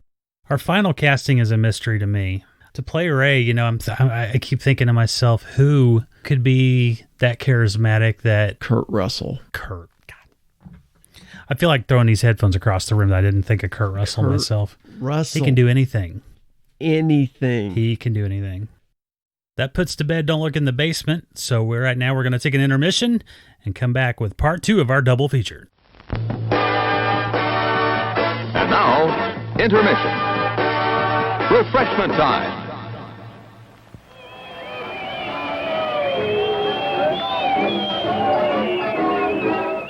Let me tell you, life on campus is wild.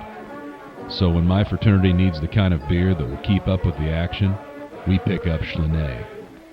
Whether we're doing keg stands, shotgunning it straight from the can, or passing it from mouth to mouth like a mother bird to her baby, we drank Schlinay. Schlinay beer. Don't drink water. It'll rust your gut.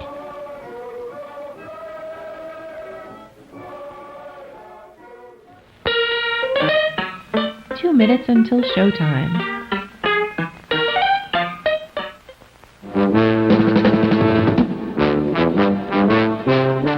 Coming soon to this drive-in theater.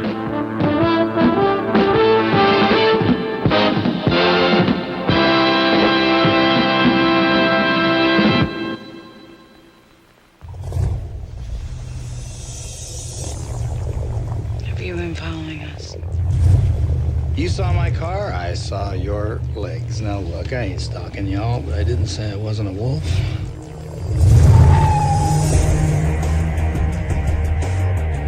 He's got charm. Is there anybody in this place you could vouch for to give me a ride home? Fair lady, your chariot awaits. He's got style. Do I frighten you? Is it my scar? It's your car.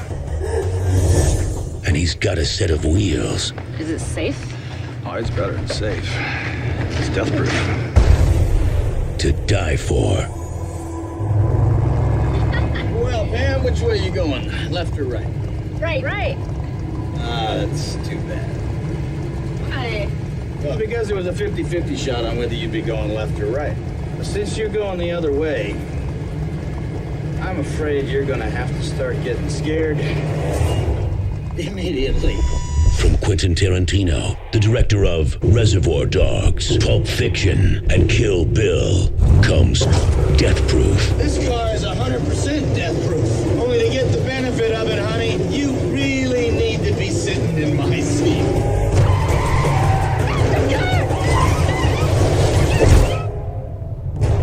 If he likes the way you move, then he decides. Now I gotta catch me my other girlfriend. The way you die. His method is brutal. His weapon is speed. But his latest targets are about to fight back. Let's kill this bastard. You know I can't let you go.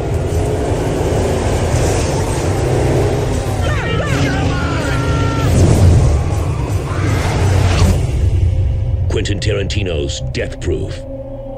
Ladies, that was fun.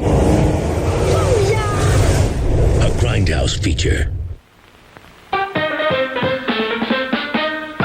It's showtime.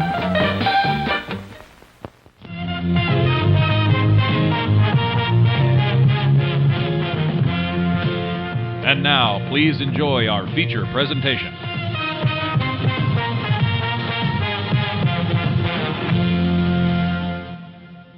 Grandma's on her deathbed downstairs, Amanda's in the bath upstairs, and there's a madman in the walls. This is Don't Hang Up.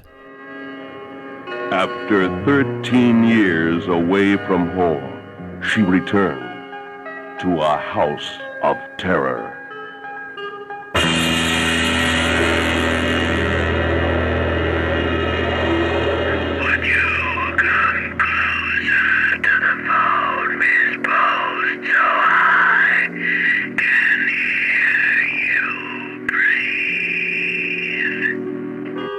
A shocking motion picture of suspense and horror.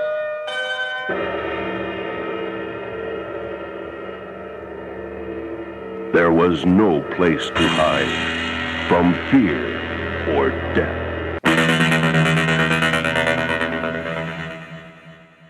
We begin the film with Annie, who's played by Annabelle Wienick. She's walking through a train car and arrives at Judge Stemple's car, played by Gene Ross, in yet another judge role. We quickly find out that she had been caring for an old woman and disagreed with Judge's treatment plan. Annie has been instructed to give her a mystery medicine. The judge is up to no good, and Annie wishes to call the old lady's granddaughter. Judge is vehemently against this and smacks the piss out of her. Judge orders her to stick to the plan and stay out of his business. Annie exits the train car, and we discover it's not even moving. Judge lives in the train car and plays recorded train sounds, signifying that he is a nut bar.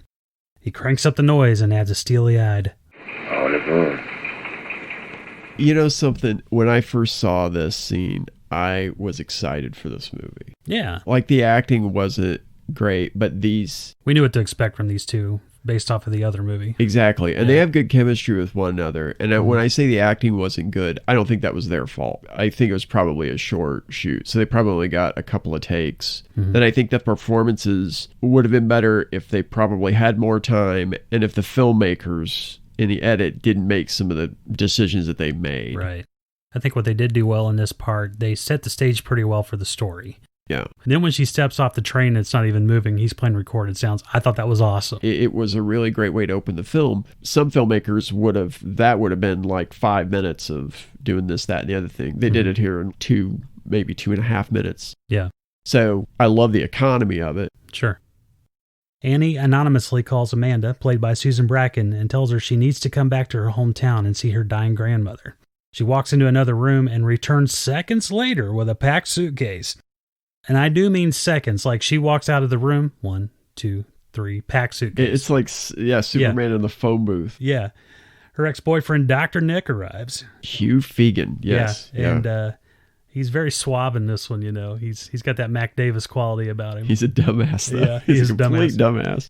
Dr. Nick arrives and she tells him to kick rocks, that she has to leave town and doesn't have time for his nonsense. Says she's been gone for 13 years and her grandmother's the only one that ever really cared for her. If it were any other horror movie, they would have cut to her packing her suitcase and Nick letting himself in and sneaking up on her.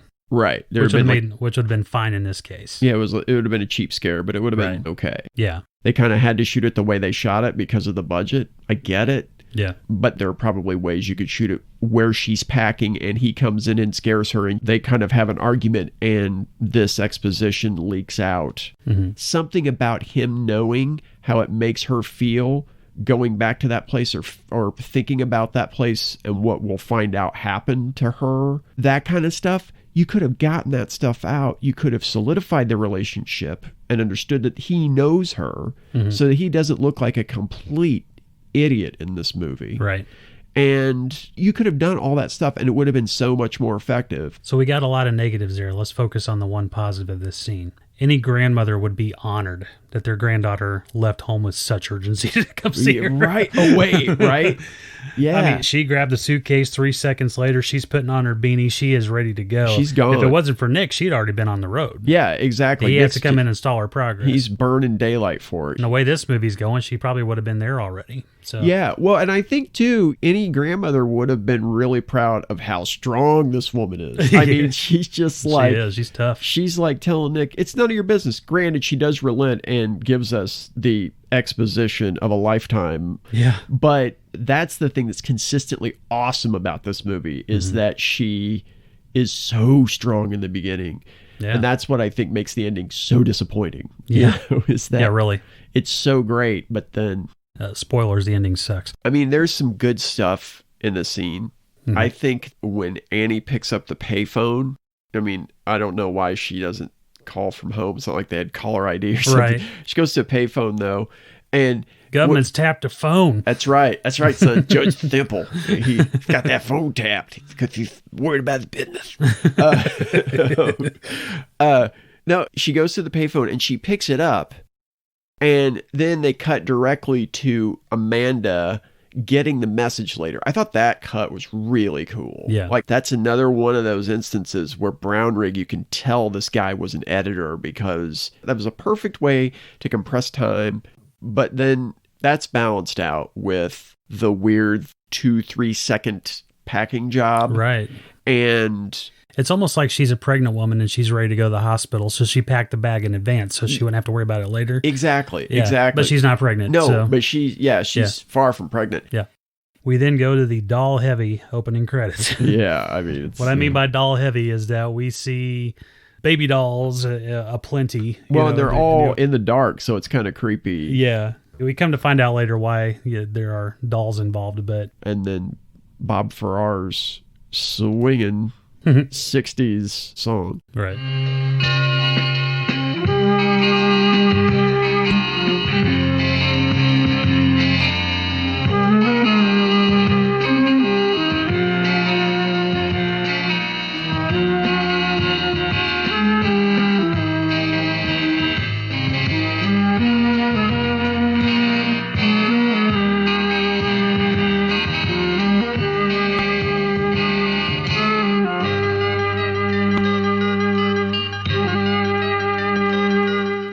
We flash back to 1962. Young Annie and her mother are readying for bed when the phone rings. Mother answers the phone, says nothing, and hangs up. She tells Annie it was a wrong number, but her distraught face tells a different story. She tucks Annie in and goes to bed. We see the point of view of an intruder walking up the stairs and entering Annie's room. He reaches his hand over her face and touches her temple. She flinches but never wakes up. He then enters Mother's room. She awakens and screams as he stabs her in the chest, killing her. Annie hears the scream, enters the room, and sees her dead mother. She begins to scream, but the killer puts his hand over her mouth. She looks at him and drops her doll. Okay, so first off, the good stuff.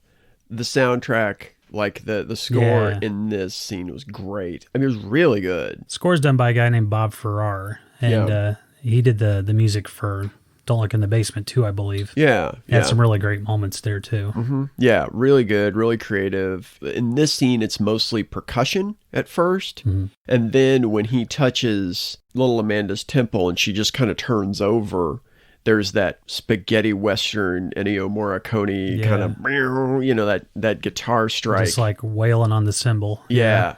And I thought that was just excellent. Yeah. This took way too long. Especially the thing with the mother when he goes into her, that just took too long to kind of unfold without enough suspense filling the moment. You know what I mean? Right. I also, too, it's a logistical thing. I don't exactly understand why he went into Amanda's room first and touched her temple and then went into the mother's room. I just don't get that. I guess maybe it's because it just adds a little creepiness to it. The fact that he's entering the girl's room and touching her while she sleeps, I guess. Not sexually, but still just shows the power that he's got over her at that moment. Yeah, I guess so. I don't know. It didn't really work for me, but I could see that. I could see the argument for that. The way it felt to me was that it came off as this extra little jump scare thing that didn't really necessarily work. Also, her mom screams bloody murder. Oh, yeah. And she wakes up and is kind of like, oh, Mom? Yeah. Kind of like Mom said, hey, it's time for school. Who wants bacon and eggs? Or how about a prune smoothie? Yeah. I'm sorry. I don't want to relitigate the movie. I don't want to completely rewrite the movie. But in my mind, the thing that could have worked about this scene would be using the things that work in this scene, which is the score, the point of view going up the stairs, which this and Black Christmas were like pretty early iterations of that idea, that concept. I think using that in the score, they could have misdirected us and made us think that the killer was going to Amanda's room, but then off screen, all we hear is just the bloody murder scream of her mother and she shoots up. That's a scare. Yeah. And that's a scare that makes sense. She runs down the hallway, goes in, and we're with her. We're not with her mother. The thing is that this is her memory. This is Amanda's memory. And yet we start outside the house, the POV of the killer looking up at the upstairs bedroom windows. So that right there, from a conceptual point of view, doesn't make any sense. God, I feel terrible. I don't want to be overly critical of this movie. I think it's just this is going to come up over and over again. So you might fast forward through whenever I talk about this movie in this episode, but there's just so many opportunities for this to be such a damn good movie. Yeah. And they seem needlessly missed. Yeah. It just disappoints. It's just disappointing, you know? Because you want I'm pulling for them. Yeah. And making movies is hard. Right. It's a hard job. Brownrigg is definitely trying to get a good movie out of this. Yeah. He's doing what he can with what little bit of money he's got and that sort of thing. And to some people, this might seem like, why are you being critical of a movie like this? Well, there are going to be certain movies that we review that they are what they are. Yeah, right. But with this movie, he was obviously going for something and, You want to see him reach his goal. Right. And you get the sense that he couldn't reach his goal because of time limitations, because of money limitations, because of whatever. Yeah. Because of limitations of the script. Although I'm not one of those people to blame stuff on the writer, because ultimately I think everything's the director's fault. Yeah. And so whatever's good or ill in this finished product is basically the director's fault. Because I don't know what the original script looked like for this movie. Mm-hmm. It could have been much better. It could have been a lot worse. I don't know. Yeah. I don't know. I mean, you typically don't get a good movie out of a bad script. So the chances of the script being worse than the movie are pretty much nil. I mean, I can't even think of a movie where there was a bad script where they got a good movie out of it. There's probably something, but I can't think of it. Right. It just seems like in this situation, it's just one of those things where this guy is trying to reach a goal, but I don't know if he necessarily knew what that goal was. And we'll talk about that as we go on, because there are some decisions in here that I'm just kind of like, it would have been easier to put this movie together if you had made this decision rather than the one that you made. So back to the present, Amanda has arrived in Allerton in her bitchin' Camaro. As she walks up to her grandmother's house, she sees Claude Kern, played by Larry O'Dwyer, looking at her through an upstairs window. He's not happy to see her. She goes to her grandmother's bedside and says hello. Granny is lethargic and tells her to go away. Dr. Crowther, played by Jim Harrell, not Carruthers, but Crowther. Crowther arrives and wants to know who she is. She smirks and tells him her name and that she's here to be with Granny. He asks her to come with him to the dining room and that he gave Granny a sedative so she can rest. He says that she's terribly ill and Amanda says that she should be in the hospital. He says that Granny wanted to stay in the house because that's where she's most comfortable. So first of all, I want to point out that Dr. Crowther, Jim Harrell, has mint green eyes. He's got some piercing eyes. I saw him as blue. Really? Oh, they look mint green to me, like really? Very light green. That's interesting. Yeah, and he's kind of beady-eyed too. So whenever he does really open his eyes, he kind of looks like he's blind. Yeah, like his eyes have kind of a cloudy look to them. Yeah, they do have a little milky-ish kind of thing going on. At first, he was kind of startling when you look at him. Yeah, because those eyes were so unusual. Yeah, I love that dude. Yeah. I mean, he's the most natural actor of all of them, I think. He is. The way he delivers his lines and his facial expressions and everything. Yeah, even the lines that aren't that good, because when he first sees her, he says, "Oh, you're Rita Post girl." You know, like that line could have been very exposition, but he actually delivers that in a way that's very, very natural. And he's put upon. He's a put upon guy. You can tell he's got a lot of pressure coming from different angles. He doesn't want to be in this position. Doesn't want to be in this position. And this doesn't work out well for him. Yeah. And he knows it's not going to work out well. He doesn't know how bad it's actually going to work out for him. Right. But of all of these people, this guy was the guy who had a big career acting in movies that moved through Texas big and small. You know, a couple of those movies are my absolute favorite movies of all time. And so I'm seeing this guy thinking, that guy looks really familiar. And then I realize, oh, he was in The Whole Shooting Match, or he was in Rolling Thunder. And it's like, well, no wonder. Yeah. That's how I know this guy. When I first saw him, the first thought that I had was, he would have been great in a movie like JFK. Dude was in JFK. You know, Susan Bracken is great, or, you know, Amanda, she's really something here too, because for the first time you see just how strident she is. She's got fire. She does. Big time. And when she says, I want my grandmother in a hospital, and he says it can't be done, she's like, the hell it can't. Yeah, it's like, you know, right. She's going to win that argument. Oh, yeah. That's not a two-sided conversation, really. She's so fiery. She's very, very headstrong and knows what she knows what her next move is. We hear the creaking of steps as Judge and Claude enter the room. They are concerned that the lady Claude saw from the window is Amanda. Judge says that if it is, he knows who called her, not realizing that Amanda's within earshot. They introduce themselves to her, and she remembers them both. Well, you've grown up, Miss Post. I can see that in your eyes, Judge. I am delighted to see you again, Miss Post. Mr. Kern, it's been a long time. I'd like to speak to you privately concerning some affairs that are very important to this town. Claude? This is none of your business, Judge. He wants you to give him this house. That's not the truth. It's not for me, it's for posterity. You make it sound so mercenary. It is mercenary. He's been hanging around this house like a vulture ever since Miss Harriet took ill. Trying to add to his collection. That is a lie. Came here to see my grandmother, and I walked into a... Well, it's just ridiculous. Dr. Crowther, I want my grandmother in a hospital. That is not your decision to make, Miss. Nor is it yours, Judge. It was your grandmother's decision, and she decided... Can't even talk! She's in no condition to make that decision anymore. You seem to be very suddenly concerned, Miss Post. It has been, after all, some 13 years. You seem to be very strangely concerned, Judge. I want my grandmother admitted. I'll do no such thing. All right. I'll find someone who will. She asks Judge if there's anything else, and he says she's made a big mistake firing the doctor. He threatens her, saying that he's kind of a big deal in town, and she should remember that. Claude hopes that she will come to speak with him at the museum.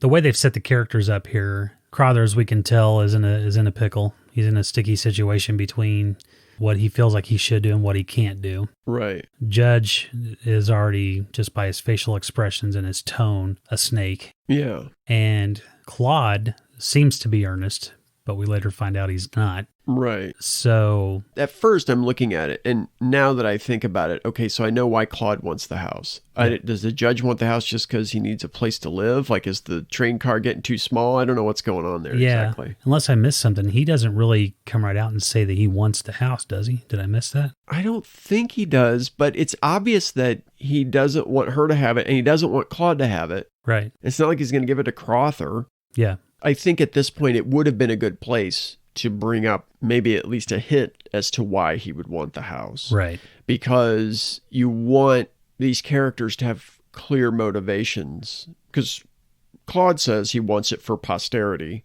Mm-hmm. And the first time through on this movie, I was just kind of like, posterity? Seriously, dude? Especially when we end up seeing the museum that he's got. Right. Posterity? Not really. You know. Yeah. It's almost like he wants to be the town historian, and that's I guess ultimately who's this really going to be important to, the town or you? Yeah, exactly. Yeah. Well, we find out that it's probably more important to Claude Sure. than it is because of his proclivities. Amanda goes to wake her grandmother, but then hears the sound of a slamming door. She goes to investigate, but then she stops herself, calling it a creepy old house. She tests the echo in the corridor, but then hears another ruckus. She walks all the way up the stairs and enters a room with multicolored windows, giving the room a dreamy rainbow effect. She then goes back down to the bottom floor and calls Dr. Nick to ask him to be Granny's doctor. The doorknob rattles and startles her, and then she says goodbye to Nick. As she's bringing in her luggage, the phone rings and a breathy, obnoxious man says hello to her. He welcomes her back to town and she comically thanks him.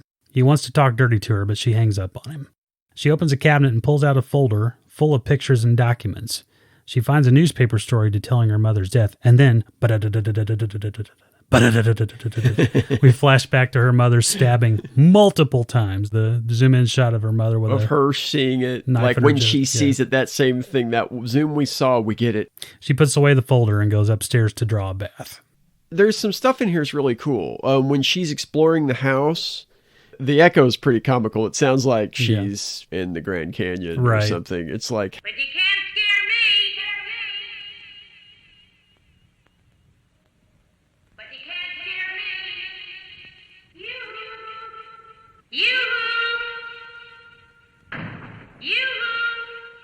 hello.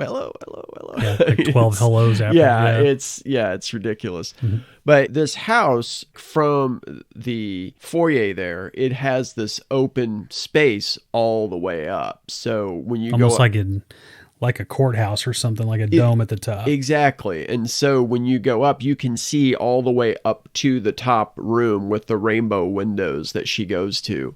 The great thing about that is that Brownrigg actually uses that architectural detail and does this really cool shot the first couple of levels, because I think there are, 4 levels to this house. Mm-hmm. And he does this thing where they basically, it looks like they just pull the camera all the way up. So they follow her. She goes out of the shot and the camera just goes right up through the middle of this hole that's, in the stairwell that goes all the way down. Yeah. And I know that there's a name for that, and I'm not really getting it. But, yeah, I don't either. But that follows her up for 2 levels, I think, 2.5. And then it kind of breaks off and they cut to her going up into the rainbow room.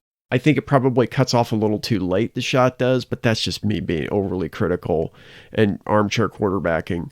It's a cool shot, especially for a movie like this. It's inventive for a movie like this. Yeah. And the room with the windows is gorgeous. So cool. I mean, the house must have been like that, I would imagine, but just so cool. And there's a spot where she's kind of standing profile next to a red window. And the tint from the blue window is making her and the window frame around the window look blue. It's just a really nice, beautiful shot. And the colors in that room, you know, with the old print, it just looks really dreamy. It's great. Yeah, it's really great. I mean, it's almost a shame that they couldn't use that room even more than they did in the movie. There's not really much they could do in that room. It's pretty small. It looks like it's just a landing, basically. It's pretty tight. Yeah, it's pretty tight. It looks like it was kind of like a converted bell tower or something, you know, like a little bell room or something. Yeah. But yeah, it's really beautiful. Her talking to Nick, I think the thing about this movie that comes up over and over, at least in the beginning, is that you have a lot of characters telling other characters what they talked about in the previous scene. So this happened. This is going to seem like an odd comparison. I'm just going to throw it out there. This is what happened with the Pirates of the Caribbean movies, right? When they started getting kind of ho-hum was when you had a lot of scenes of characters telling other characters what the previous scene that we all saw was about. Mm-hmm. So in this scene, I really think that we basically spend this 5 minutes with her or whatever, following her around with very few cuts. I mean, the only real cut was from the doorknob jiggling when she's on the phone with Nick to the doorknob jiggling again, but it's her bringing in her luggage. Mm-hmm. It feels like we could have done a lot more here as far as instead of her telling Nick what she and the judge and Claude and the doctor are all talked about, it might have been better if we just caught the tail end of that conversation. I mean, granted, there weren't cordless phones then, so when she's on the phone, there's not an opportunity for a lot of movement, but she could have been doing something else. She could have been looking through some of that old stuff as she's talking to Nick. You know, as it is, she does one thing, then she does one thing, and then she does one thing. And we're supposed to be kind of going on this little character journey with her. But honestly, it just happened so slowly that I was bored.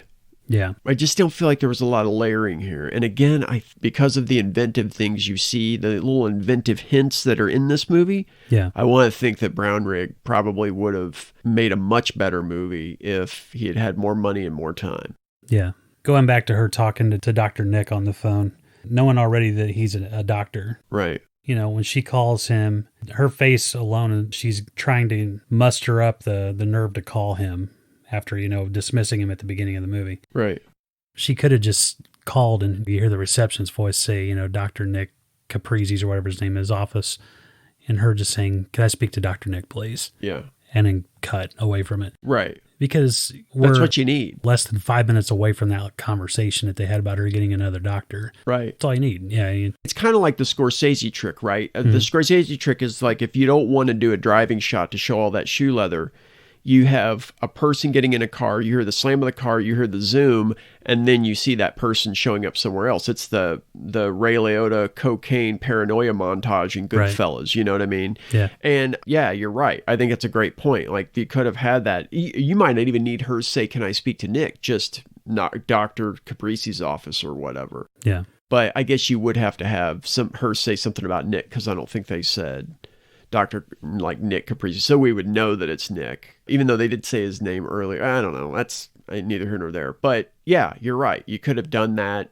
And the thing too is that with her kind of searching through stuff, it's kind of like, okay, she sees a box with some old photos and she gets nostalgic or curious. And then she pulls out an accordion file and the very next thing has a newspaper with something about the death of her mom on the front page. Yeah. I mean, it looked like one of those newspapers you would get at, I don't know, in Times Square at the fair or something. Yeah. It's just like, local woman found dead. Yeah. No picture of her Yellow mother. faded newspaper. Yeah. I mean, you could have done that any number of ways. Could have been her packing stuff up or whatever. I don't know. I mean, it just feels like there were things that could have been done. And then, of course, you have the phone call. And the way she handles the phone call, I thought, was one of the better parts of the scene too. I love he's like, you know, "Welcome to Allerton," and she's like, Why, thank you. Yeah. You know, I love Why, that. thank you. Why, thank you. That's very kind of you. Where's the best place to get barbecue around here? Right. So, and you're just I like kinda how she stuck gets with the heavy breather on the phone and she's like, oh, not an Allerton. Yeah. Oh. And well, I love how, too, she just like, when she hears him, rather than staying on the edge of her seat, she just kind of eases back in her seat and is kind of like, okay, let's see where this goes. Yeah. You know, what does small town weirdo sound like? Right. So this guy's, this has been done probably a dozen times in 70s movies where you have the heavy breather that calls in. And that was a real thing too. You know? Oh, yeah. Oh, yeah. Especially once it started up in movies, you know, there were people pranking their friends, calling and doing heavy breathing over the phone and that sort of thing. Yeah, my mom actually had a coach's whistle near the phone. And if that happened, she would blow the whistle into their ear. But yeah, that was a real thing. Yeah. That happened quite a bit. That was the version of send me dick pics of the 70s. Basically, it's like, you know, send me nudes. It was like, you know, more there. I think there was probably more imagination in the obscene phone call game in the 70s than there is now. But, and the thing too is that one thing I can think of in the 70s is every obscene phone call that I heard, and there were a couple, they always talked a hell of a lot faster than this guy did. Oh, man. Yeah.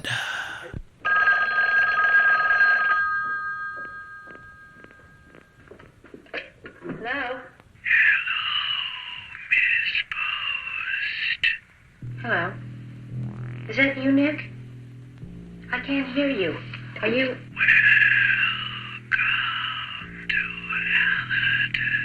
Why, thank you.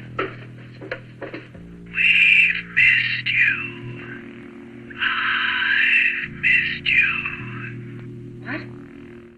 Your third viewing of this movie, you're just kind of like, get to the point, son. No kidding. Like, it's like just because you're loudly whispering doesn't mean she can't understand you if you talk a little faster. yeah, you know? exactly. Yeah, it's extremely slow. Oh, and it's like as soon as the phone rings, I should be thinking, ooh, you know, I'm scared. Instead, I'm thinking, oh man, I'm bored already. Yeah. I know it's going to take this guy a long time to get off. So, Yeah. I mean, let's just go ahead It takes him that long to speak it. Yeah. It's like, if you got to take you long to get that out, like Right. 4 plays long with this dude. Oh, yeah. Amanda's in the tub reading a magazine, and Amanda's watching her through a hole in the wall. She falls asleep in the tub, and I'll be damned if the phone doesn't ring. Isn't that always the case? Yeah, that's how it always goes. It's Breathy McGee again. He wants to be special buddies with Amanda. She hangs up on him, but he calls back and says, don't do that. Don't hang up on me again, Miss Post. It makes me unhappy.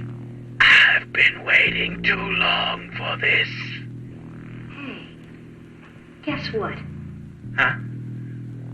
What? You're very sick. I am not sick. Don't you ridicule me. I won't allow it. Others have ridiculed me. I did not like them either, Miss Post. You are breathing heavier, Miss Post. Does that signify anything? I'm freezing. What do you want? I'd love to warm you. Shut it, mister. She hears someone in the house and grabs a vase as a weapon. It's Dr. Nick, come to pay a house call. He examines Granny and wants to know how long she's been asleep. Amanda says all day. He says the sedative Crowther gave her wasn't strong enough to do that, and he must be giving her something more powerful. Nick says he will admit her in the morning. Then he wants a little hibbity-dibbity, but she tells him, you know, no, you're going to have your own room. That's right. Stay in my room. It's a big house. That's right. Very large house. A lot of rooms in that house. How does she not see... Okay. Well, there are a couple things. Yeah. First off, this is where Brownrigg gives away the entire movie. Yeah. You can clearly see when this guy calls. You can almost see when he's looking through the crack in the wall. Yeah. Which, how she doesn't see that, I don't know. Because we see his eye, but you can tell that there's light on the other side of that wall. Yeah. So you can... And the crack is low. And it's low and it's big. Yeah. She's sitting in the tub And he's staring right at her face. Yeah. Logistically, doesn't work. The other thing is you realize this is Claude when he calls her. No question. No question about it. No ambiguity. It's completely kind of like, okay, here's this great horror premise, and now I'm going to completely give it away. Yeah. So that any suspenseful element in the movie from there on is really undercut, if not completely undermined. He starts just showing his mouth, and that keeps it suspenseful, but then you see his glasses and then his nose, and it's like, well, that's Claude. You see him in profile, you're like, that's Claude. It turns this from being a whodunit to being a howdunit. Yeah. And it's not that interesting as a howdunit. It's more interesting as a whodunit. The whole thing about him being in the walls, it's not really clear how he could be inside the walls of this house because the house is big, but it doesn't seem like it's quite that big. There have been several horror movies, most recently Annabelle Creation, for instance, where there are big gaps in the walls, behind the walls, with hidden walkways and that sort of thing. Sure. This is a common trope in horror movies. Right. And I'm thinking to myself, man, I'm glad I live in a cookie cutter house. Thank God for thin walls and insulation, because if I don't want to know, is there someone in the wall looking at me right now? Right. I have no question about that. I know how thick the walls are. Right. But I guess you're right. Like, I guess that could be a thing with these bigger houses. This house didn't feel that big. But I guess that maybe I'm comparing it to something like Toolbox Murders, like the last version of Toolbox Murders that he did. It took place in a big apartment building. Yeah. And basically, spoiler alert, I don't know, the movie's like 15 years old or whatever.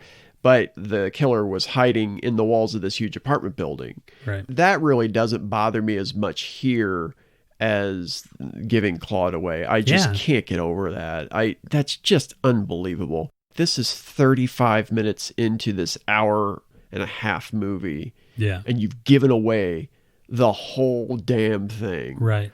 And I feel bad for the actor because the thing is it really does undercut his performance in the rest of the movie. Right. Even when he does crazy shit, that's even crazier than looking at somebody through a wall, calling them and fondling a doll that's nailed to the beam. I don't know. Yeah.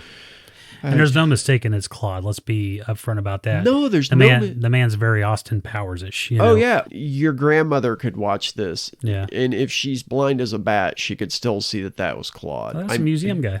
Yeah, exactly. It's over and done with. Right. I want to ask a question that is uncomfortable to ask. Mm-hmm. But I think this is probably the first point where we should consider the question of whether Claude, A, did he indeed kill Amanda's mother? Mm-hmm. And if he was the one to kill Amanda's mother, did he molest Amanda after killing her mother? Because there is definitely a sexual component to the obscene calls, which is it's a standard thing. But then there's also the doll that she drops in the beginning. And then when he's talking to her, he has this doll that I guess it's stuck. I don't know if it's nailed or what, but somehow it's hanging on the beam next to him. Mm-hmm. And we'll see him touch it later on in a suggestive way in another pivotal scene in the film. And there's also the question of why she didn't recognize him. Was his face covered? Was it not? When she meets him, she knows him, but there's not that flash of horror in her face like, oh, shit, this is the guy. We know that she saw the killer. Right. And she would recognize him. He's a distinctive looking guy. Like I said, he looks like Austin Powers. You know, he's big nose, big, glasses. He walks like Austin Powers. Walks like Austin Powers too, yeah. She would recognize him even 13 years later. I would think so. I mean, even if the guy changed, I don't think he would have changed that much. Right.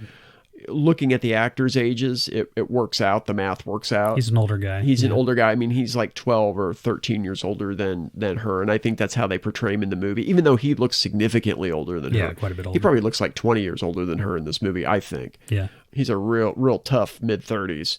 Yeah. But she's like, he's late 30s, and she's, I think, 26 in this movie, or 27, I think is what they allude to or something. Right. I don't know. It's not something I really want a lot of clarification about. Yeah. But at the same time, I think that it would definitely help to at least shade in a little bit more about that situation so that we know what's happening once what happens with her character later happens, because it would fix that abrupt shift. Kind of in the same way that not showing Claude's face 35 minutes into the damn film wouldn't undermine his performance, which it does. I can only assume that his face was covered at the time, because if it were either him or the judge that was the murderer, right, then we have a completely different movie as soon as she hits town. Right. Yeah. I mean, unless you're going to do something that really kind of stacks the deck against her, like the judge says at one point, I'm kind of a big deal in this town. The doctor's kind of a big deal. Yeah. Unless you can stack the deck that way somehow, that where she can't really say anything, but she's also not the kind of woman who won't say something just because you say not to. Exactly. In fact, if you say not to, she'll do it anyway. She'll do it anyway. It'd probably make her more apt to do it, which is one of the things that I just love about the character. Yeah. But even with the judge, like when the judge says to her, and I think we mentioned this, but the judge says to her at one point, you've grown, and he kind of is lecherous with her, and she says, yeah, I can see that in your eyes. So she's very cognizant of that. Yeah. And yet, if Claude did do this and she saw his face and he did something else with her, which is what he's kind of hooking into now with the obscene calls and everything, it doesn't add up that she doesn't remember it. Either maybe it's too traumatic and she doesn't remember it. Yeah. But in which case she remembers everything else about that night. It doesn't work. No. No. And it's uncomfortable. It's like, I don't know if I really want to. Right. I mean, as if killing a child's mother while she's in the house isn't uncomfortable. I mean, it's kind of, we're desensitized to that, unfortunately. But yeah, I don't know. I guess this is the first point where I started kind of considering that question the first time I saw it. Yeah. And the next two times I've watched it, it doesn't feel like it resolves in a way that I feel like would explain Amanda's behavior later on. Right. Amanda's sleeping and there's someone in her room. He reaches out with a cane or a staff or something. Gnarled out, twisted something. Right. Yeah. And he lifts her nightgown up. She's got like a long nightgown, lifts it up from her ankles, up her leg. This wakes her up and she goes downstairs to accuse Nick of funnies. Nick is tending to Granny and said that if he was in her room, he'd still be there. And this reassures her that it wasn't him. It was a weird line the way he said, if I were up there, I'd still be up there. Like if I were up there trying to get on you, I'd still be up there getting on you, which I'm like, what? Yeah. And that was believable. Yeah. It's just like, ooh. The next morning, Nick is speaking to Granny and she's mumbling something about a museum. Nick demands Amanda call an ambulance. It's like, get an ambulance. I mean, what? It was weird the way his tone was just like, call an ambulance. What are you doing? Like get the ambulance here. Yeah, you're the doctor. I don't understand. Kind of out of character, though, the way he delivered that line, especially since he wants to be with her still. The other thing that drives me nuts about this scene is that Grandma is muttering something about a museum, and Nick asks Amanda, she's saying something about a museum. Do you know anything about a museum? No. Amanda replies, no idea. Even though you called him the curator. I mean, what the hell? And not to bury the lead, but in the very next scene, she's going to go to the museum. Exactly. So, I mean, what the hell? I don't even understand what's going on here. Right. And the thing that makes me mad about this is not my experience as a viewer. It makes me mad that they're treating this character this way. She is smarter than that. And I'll be damned if they don't, at every point, make her look like a fool. Make her look like a fool. Yeah. I mean, she's too strong and she's too smart for that. I don't get it. Yeah. And it honestly does make me mad. And I know that people are like, it's just a dumb horror movie. Well, get in line. I'll deal with you later. Right. I just don't like it when you make a character look stupid who is clearly not stupid. Right. It actually makes the movie better if the smarter you make her look. Right. It just doesn't, man. Brownrigg. Dr. Crowther enters and wants to know who he is. Nick says he's the new doctor. Crowther scoffs at that and begins to exit. Nick stops him and demands to know why he never had Granny admitted. He said she wanted to die where she was born. This is the third time we've heard this conversation. Crowther's wearing the exact same suit he was wearing the day before or the day before that or whatever, which is really funny. Yeah. It's like a Southern lab coat.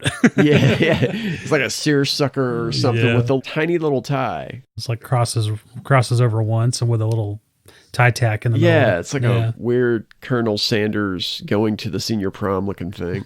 Another cool element of the scene, which I don't know if we mentioned or not, but one other cool element of the scene was she came down to accuse Nick. And when she goes out, she's standing there under the opening that goes all the way up. And you see Claude's shadow on the wall, which I thought was kind of cool, except this old house creaks whenever somebody moves anywhere. And yet there was no creaking at that point. You could fart in a house and it would creak. Yeah, exactly. Yeah. Well, and apparently it echoed for miles too. Sure, you know? So everybody knows that you'd had a really spicy breakfast burrito or whatever. But yeah, I mean, again, logistical stuff. I know some of it's nitpicky, but all the little nitpicky stuff adds up. Yeah. It adds up to this movie, apparently. You know. Amanda visits Claude Kern's creepy hodgepodge museum. She wanders around the rooms looking at old musical instruments and stereos and glassware and dolls and cases of scary-ass dolls. At one point, she calls out for Mr. Kern, and then inexplicably, it sounds like she calls out for her grandmother. Now, does she call out for... Because later on, Claude uses a weird voice to call Crother up the stairs. Right. Ned? You know? Yeah. So... This sounds like a feminine voice, though, and the one thing about it is she's looking at something on a table when you hear, Grandma? Yeah. And I'm wondering if she's saying that is that Grandma's stuff, you know? But it sounds like a call. It sounds like, Grandma? Right. Are you there? And we don't see her face. We don't see anybody's face or mouth when this goes off. So you can't tell who says it. And she looks around as if she's like, who said that? So I don't know. Weird. It's pretty inexplicable. Yeah. She's perusing a case containing an eyeless doll when old Claude finally joins her. He says that she kept her promise to visit him as he not so subtly glances down at her bosoms. And pretty classy. Amanda responds that she has, and she's glad that she did. But really, is she? Yeah, I don't think so. Kind of hard to say. Probably not. Claude then leads her to another glass case that he opens, removing a white feather fan that he offers to Amanda. She asks if the fan is a bribe, apparently in exchange for her inheritance of dear old granny shit. But Claude claims that this is a tribute. Amanda then says it's been 13 years since she's played here, meaning, I suppose, the museum. Claude looks around and he says that we have grown. And Amanda agrees somewhat condescendingly and suspicious. Then Claude asks if she's curious to see the place and asks if he can show her all the things that are precious to him. Amanda replies that all of her grandmother's things are precious to her. They have a bit of a stare down. and Claude's face during the stare down is hilarious. He looks like he's, got a big whiff of rotten eggs or something. Yeah. Top teeth bucked out, bottom lip drawn in. It's like somebody asked him to do a really hard math problem. Yeah. Claude leads Amanda off toward a staircase with a slight smile on his face. As they walk, Claude tells her that it's wonderful to have her there, and as they reach the bottom of the stairs, he stops and tells her that he has a surprise for her because he remembered how much she loved surprises. And he says it in that way that, like, people say it before they open their trench coat. Yeah. In the park. Like a guy with a heart on that doesn't get out too much. Yeah. They climb 2 flights of stairs, and we watch them walk all the way up. I mean, just count the stairs with them. Exactly. And they take their time. Oh, they get in no hurry. It's just a movie, Yeah, it's... there's just, thousands of people watching. And This movie is 85 minutes, and I think we probably spend about 10 or 15 minutes watching people walk somewhere. Yeah. Yeah. When they finally get to the top floor, he leads her to a door, but then he stops before they go inside and says that this exhibit is very special and unique and makes her promise that she won't tell anyone about it. Even though it's a public museum. It's at the Historical Society, but don't tell anybody about this. I mean, do you close the door off to the public normally? Well, it didn't even look like there was even a door on the room. Right. So, it's not like this is the champagne room of the Historical Society. Amanda suspiciously agrees and says that after this, she really has to go. Amanda and Claude enter the room where he shows her a mannequin of her mother. She asks if this is some kind of sick joke and goes to leave. Claude asks if she likes it because obviously this guy missed his reading the cues class in finishing school. Amanda turns on him and demands that her mother's things be taken out of the museum, both upstairs and downstairs, and to be put back where they belong. If he doesn't, she threatens to get the judge involved, which... Okay. that's going to make a lot of difference, right? Because already you can tell the judge is in on it and she knows this. Right. Claude claims that he did all this for Amanda to give her something to remember by. Amanda yells back that the main thing she remembers is a scared little girl with her dead mother, and that she doesn't need or want to remember anything else. And then she storms out and walks down the entire length of the stairs as we watch her walk down. Yes. Yeah. And then Claude follows, but luckily we don't have to watch him walk down the stairs. Right, exactly. They actually cut away like they're supposed to. It's kind of interesting that happens a couple of times in this movie where they do quick cuts with Claude, and it makes him seem like he's in a lot of different places very quickly. Yeah. Whereas with a lot of the other characters, you kind of have to see, well, especially with Amanda, you see her walking places a lot. Yeah. You know, but this scene confused the hell out of me, really, for little logistical things that kind of ripple outward. So all of these random things that are in this museum, are they her grandmother's things? If they are, her grandmother has a lot of shit because that house is still loaded up. The house that she's in, that her grandmother is still in, or that she still owns. Right. Yeah. So I guess that the thing is that it's simpler if somebody in the film had just referenced the idea that her grandmother was a big deal in the town. Yeah. And you kind of get that by inference, but I don't recall anybody ever saying anything like that, saying that she was a big deal or she founded this town or whatever. One of the many things in this movie that lack explanation, yeah. Yeah, and that's something you could totally get out through, you know, a scene with conflict in it. Right. My grandmother founded this town, and if it weren't for her and her family, da-da-da-da. Yeah. Amanda could have easily said that. She could have easily said that more so than, I haven't played here for 13 years. What does that mean? Did you play at this historical society? Did your grandmother own this home? Right. Just give me something like that, because you know what? Your brain uses a lot of office space with staff trying to figure out that kind of shit in a movie like this, when in reality you should be thinking about, how do I feel about this movie? What do I think about these characters? What do I, you know? Yeah. That's where all your mental real estate needs to go, not to this kind of bullshit of, I wonder if all of this stuff is her grandmother's, and why does her grandmother keep eyeless dolls? Is she a hoarder? Yeah. What did she do with that weird white feather fan? Like, where does that come into play? You know, it just, it's so weird. And it's not weird in a good way. It's weird in that kind of way where you're thinking somebody needed to go over the script, or this movie should have been thought about a little bit harder or something, or considered a little bit more. Well, he gives her this white feather fan like it's supposed to have some significance to her. You never see her, even in flashbacks, with a white feather fan. It's like, okay, well, thanks, pal. Yeah, and she looks at it like she doesn't even recognize it, so it has no meaning. And I don't understand the past connection between these two. Mm-hmm. And usually that doesn't bother me unless it's integral to the story. Yeah. And it is here. Yeah. Because we don't know the connection between these two. There's a lot in this scene that I'm just kind of like, we don't have to dwell on it, but it's just like, yeah. Come on, man. You shouldn't go into a scene and come out of it with more questions than what the length of the scene was. Right. The wrong kind of questions. Yeah. And I'm thinking to myself, we watched these people walk up the stairs. We watched her walk all the way back down the stairs. And you're telling me that I'm coming out of this scene with that little bit of information?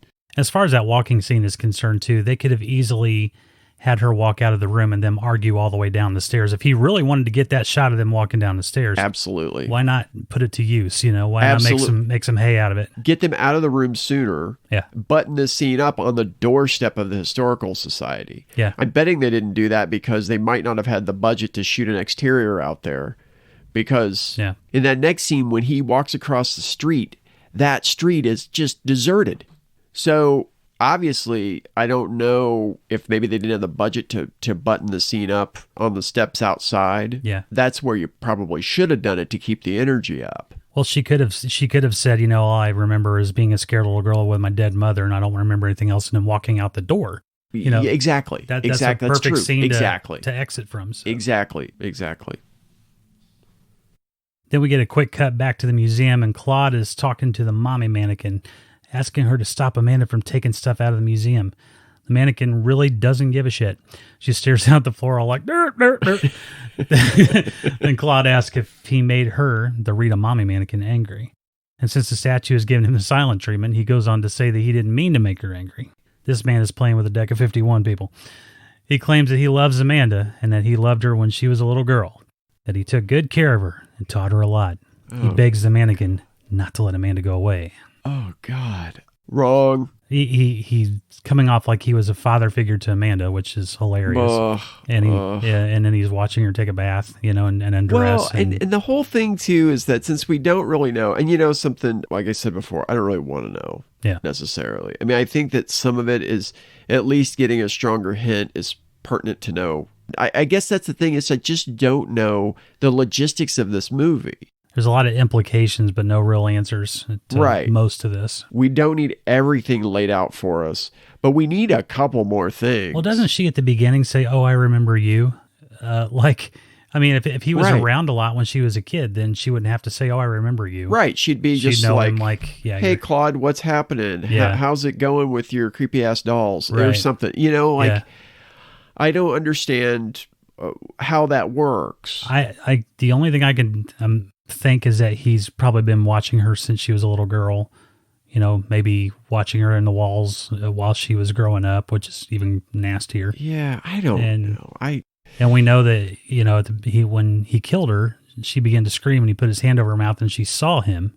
But again, we didn't we see don't know him. We don't know if she saw, his face or a mask over his face or what, because they don't show that either. Right. Exactly. So, yeah. I mean, even with that, let's just do a little fantasy booking here for a second. Yeah. If she had looked at his face and it was a doll's face, you know what I mean? If he had a doll mask on when he killed her mother, that would at least give us something to go on here. Yeah. Taking away all of the other shit that they do that's wrong with his character.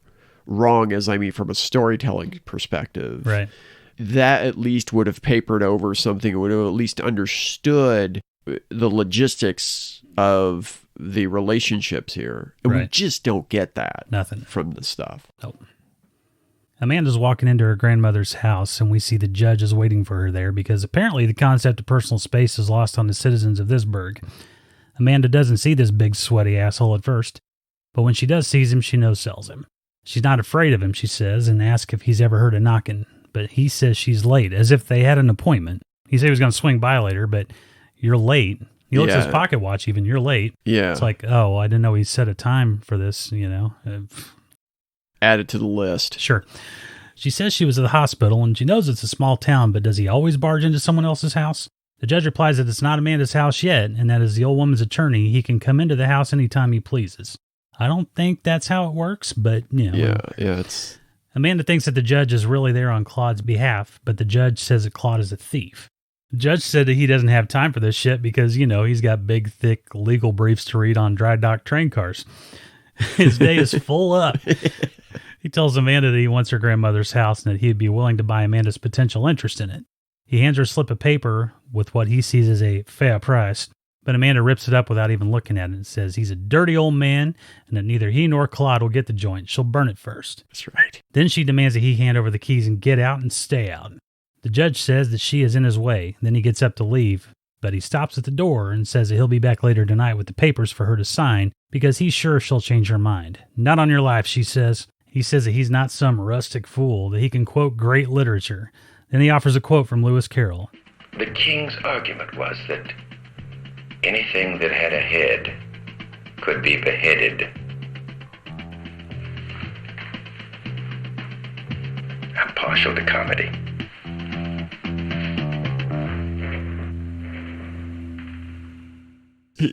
As if all that was delivered like Val Kilmer from Tombstone. Right. Anything that has a head can be beheaded. You do that better than I do. Anything that has a head could be beheaded. Just say when. Say when.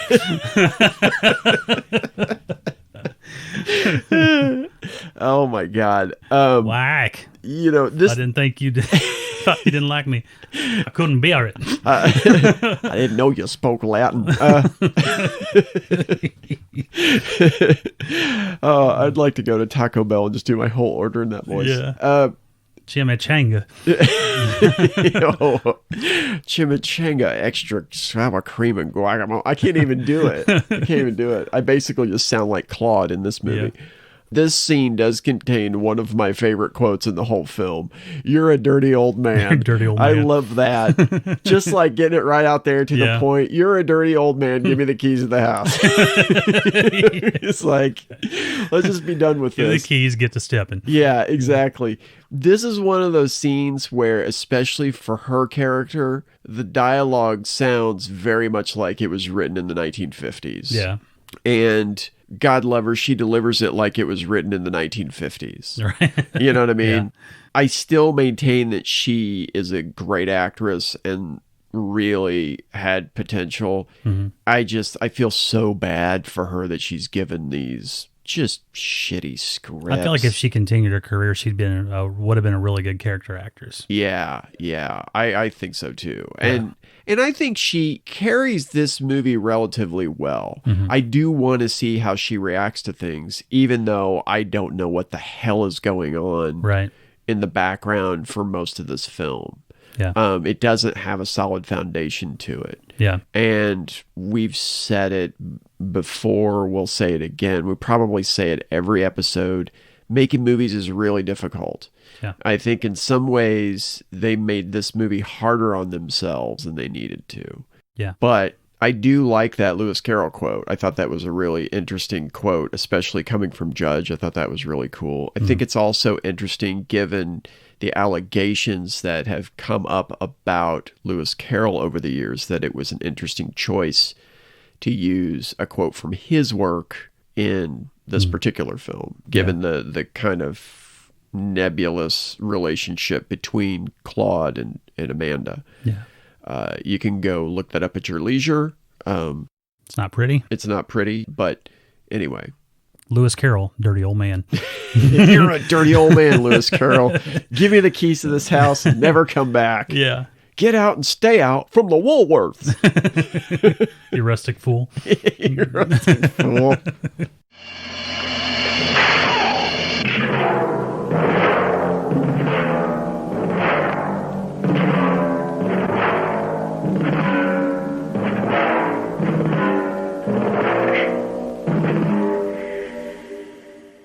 We then go back to Claude's museum later that night as Crowther enters calling for the judge.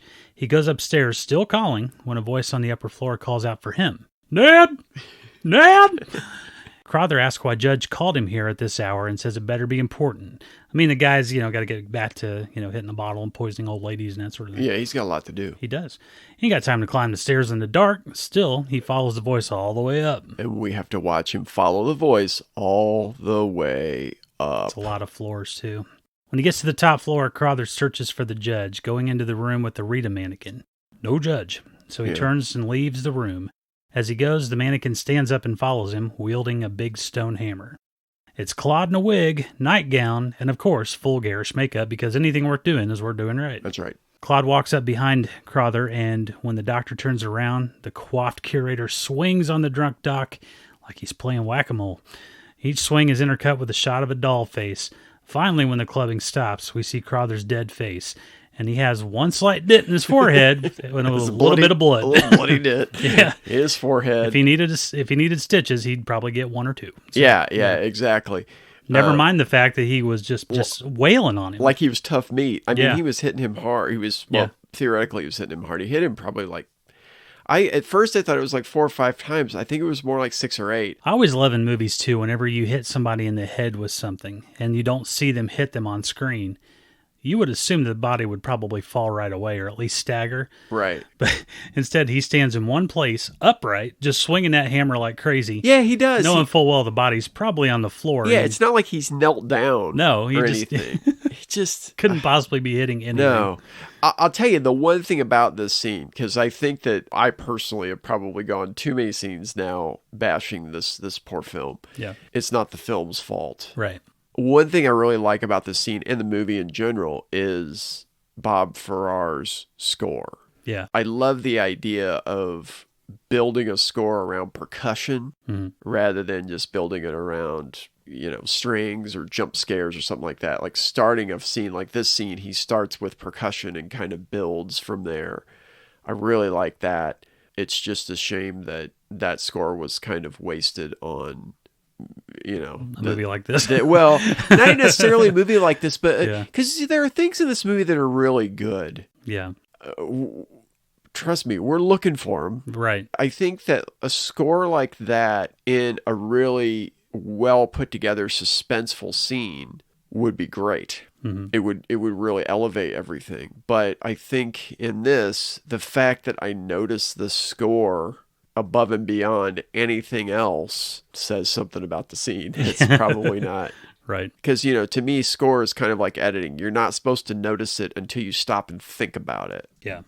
So if you honestly, and they're not the same scenes, but to understand how really great a scene can be with score that's built around percussion, if you look at the scene in There'll Be Blood when the little boy, when the oil derrick blows up and renders the little boy deaf, once Plainview goes out to get his son down and carries him away from the derrick, that scene is built around a percussion score by Johnny Greenwood, and it just builds, and it starts with just a little knocking, I think, on a wood block, and then it just builds until it's like this big, huge cacophony of percussion and instruments. It's just so brilliant.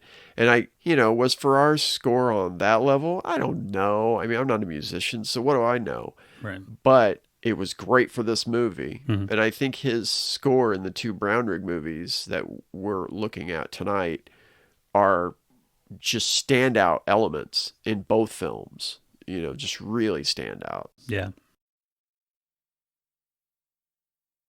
Then a quick cut to Amanda, who's at Grandmama's house, and the phone rings. She picks up to hear Claude's raspy, in-the-wall weirdo whisper as she greets him casually, calling him George. Claude, of course, acts fast, so he is inside the wall with no makeup or wig or gown now, and he's staring alternately at a doll that seems to be nailed on a beam in front of him and through a hole with a view of Amanda's side of the bed. He says that he had to talk to her again because he's been thinking about her. He says he could see her undressing as he touches the doll in all the wrong spots. He says that he could envision her with him. Amanda doesn't like the game he's playing, so she challenges him to come over and tell her his funnies to her face. When Claude doesn't reply, Amanda asks rhetorically if there's anything wrong before answering for him. George, shut up and listen. What is this, huh? Got a thing going? You charging admission? Why don't you come on over and tell me your funnies face to face, huh? Anything wrong, George? You're damn right there is. You know what it is? You're a miserable, impotent freak. I'm not interested, so buzz off. You might be interested in your grandmother's life, Miss Post. What's that? You hold her life in your hands. And your own, Miss Post. Still there? Why? What do you want? Everything that enters the house is mine. This house has been in my family for many years. It's now my grandmother's. It would have been my mother's. Your mother was like all the rest. So at this point, he's like, I want what's in the house. So even the creep on the phone wants what's in the house. So she's got to narrow it down to two people, the judge or him. But so far, she doesn't seem to be doing that. Right. She's not getting there. Right. Amanda asks what he knows about her mother, but Claude's like, nothing. Claude tells her to shut up because he refuses to talk about her. Amanda asks if he knows how she died, but he moves past the question and claims that her mother stole something from him and that she was evil and deserved to die. Amanda says he's crazy and hangs up on him. Then she runs downstairs and outside only to nearly crash into Annie, the older woman from the beginning of the movie played by Annabelle Wienick. Annie's just, standing outside in the dark, staring at the house. Nothing suspicious at all about that. Nothing. Nope. Andy says hello to Amanda calmly, as if she might have dipped into Crowther's medicine bottle. Amanda asks who she is, and Annie asks if there's anything wrong. Amanda says she's got to get out of here, but Annie claims that there's nowhere to go in Allerton. Then Annie asks about her grandma, and Amanda starts to flip out. Annie says that she was the person who called Amanda, and she was just wondering about how the old woman was doing. From inside, we hear the phone ring, and Annie tells Amanda that she better answer it because it might be about her grandma. Amanda backs away and runs back in to get the phone, begging Annie as she runs away to please not hurt her grandma. I didn't really understand that part at first. Yeah. But I think in watching it again in retrospect, it's like one of those Three's Company bullshit things Right. where it's like Annie's talking about the calls that originally got Amanda to come back to town versus Amanda, who thinks that Annie's talking about the phone calls that she's been getting while she's in town. Yeah. And that's probably my fault, but it took a second viewing to really look at that and say, oh, okay. Back inside, she grabs the phone and it's whispering Claude, and he wants to play the game, Let's Get Uncomfortable. Ugh. He knows that she went out, and he trusts that she didn't say anything about their calls. Amanda starts to realize the guy is close and can see her. She tells him that he's sick and needs help. Claude says that she can help him, and Amanda replies that she could try. Claude says that he's been waiting since she was 13 to hear Amanda say that. Ugh. This isn't good. Yeah. He makes her say that she'll help him, and Amanda replies that she'll help him any way she can. Claude says that he wants her to make the cheap sounds or deep sounds. We couldn't really make it out. Yeah. That women make when they're making love. He wants her to make the sounds her mother made. Amanda asks what he's trying to do to her. Claude pushes her to make the noises, but she refuses. Claude then says that her mother was not cooperative either, and that he warned her. He says he doesn't want to hurt Amanda the way that he hurt her mother, but he will if she doesn't make the sounds now. Amanda offers to truly help him, but he pushes her to make the sounds. She asks who he is, and he says that her mother knew and demanded the sounds. She reluctantly agrees, and he tells her to let him hear her hair on the phone. Okay. Weird thing to say. Yeah, it's like a... She tries to fake it, but he tells her to touch herself. As she does, he rubs the doll suggestively. Once everything is finished, meaning he makes a deposit, he tells her that he will call her Amanda now that they are better acquainted.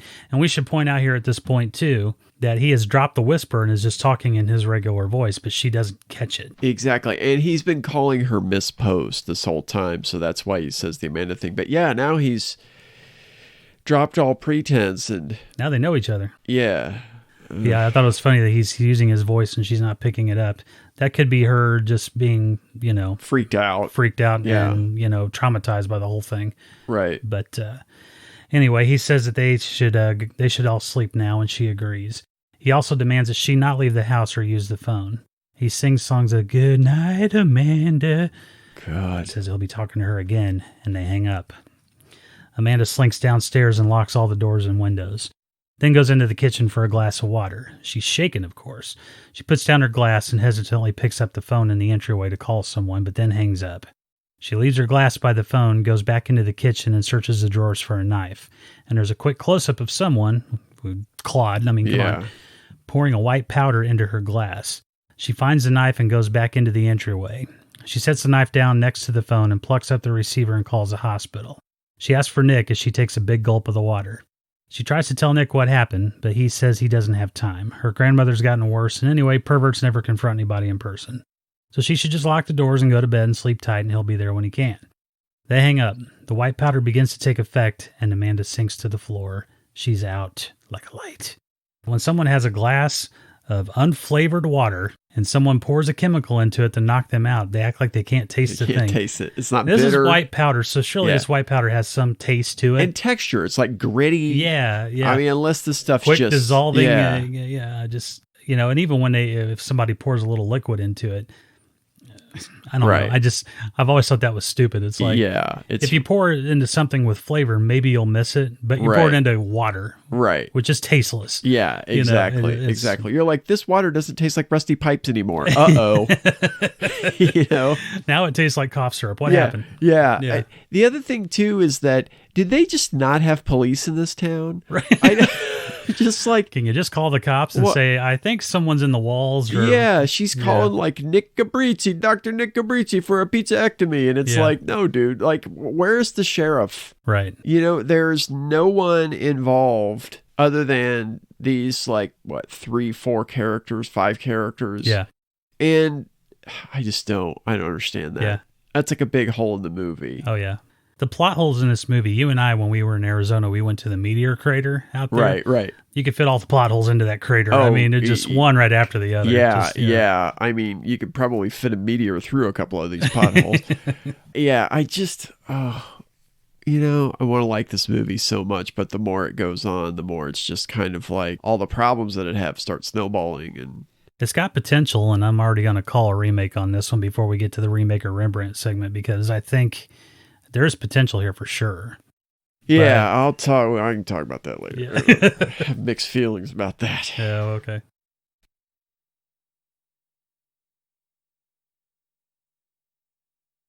In his typical fashion, Judge lets himself into the house and calls for Miss Post. But just as he gets inside, Claude comes out of the shadows and gives him the El Kabong with a hammer. Kabong! Then we see a close-up of Amanda as she makes faces and dreams with voices echoing in her head. We see Claude's face in a close-up fisheye shot as he moves forward and back in the frame.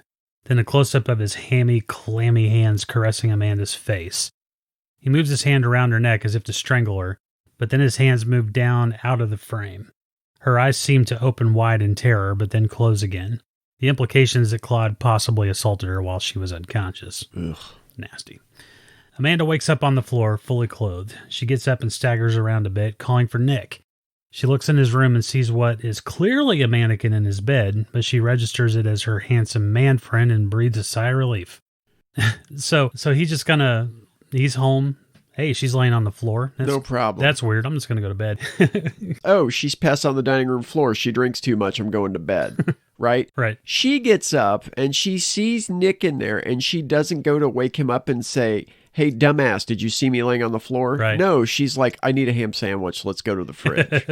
I mean, come on. Yeah. She progressively gets stupider as this movie goes along. Unbelievable. Yeah. Then she stumbles into the kitchen and starts to open the fridge when something catches her attention. It's a black and white pic of Crowther's dead face. Amanda backpedals and screams for Nick. So... a lot of issues. Yeah. So unless he's a film developer himself, he somehow manages to get, the film developed of someone that he's just murdered. Right. And has a picture hung on the refrigerator in the same evening. He would have to be a film developer with a dark room in the walls of her grandmother's home, basically, to get this done. That's what has to happen for all of this shit to work out. What's that smell? It smells like developer in here. Yeah. Is that chemicals I smell? I mean, who hung this red light in this blank spot in the wall? Unbelievable. She runs in to shake Nick, but the mannequin that's laying in her bed completely falls apart and onto the floor, further freaking Amanda out. She runs back to the entryway and grabs the phone and yells for the operator, but it's all creepy. That's right. It's all creepy. Somehow he's on the other end of the phone without it ringing. Right. Who knows? Asking if she liked the pic of Crowther. She drops the receiver and he tells her to get back on the phone. She backs away saying he's sick. He's a dirty old man. That's right. She didn't say that, but she might as well. But he is. He tells her to never say that again, but she yells it at him as she turns and grabs a vase and throws it at the dangling receiver. Claude starts singing tearily.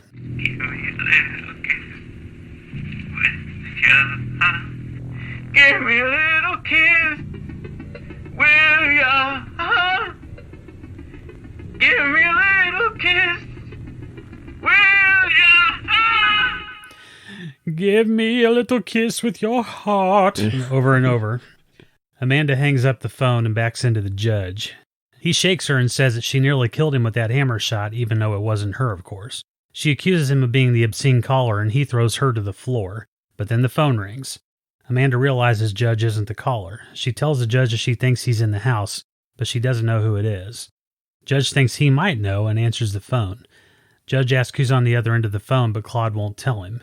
Then he challenges Claude to come into the dining room, but Pervert declines and offers a challenge of his own. He wants Judge to come upstairs, all the way to the top. I'm glad he doesn't end up going up to the top because I didn't want to watch him walk up all those stairs. He's an older gentleman, so it would have taken a while. Right, could take him a little bit. He's used to being on one level in that big boy train car of his. Oh, God. Oh, man. I mean, I wanted to love this movie so much. I wanted to love it so much. Yeah. We'll just talk about it at the end. I'm tired of this. Yeah.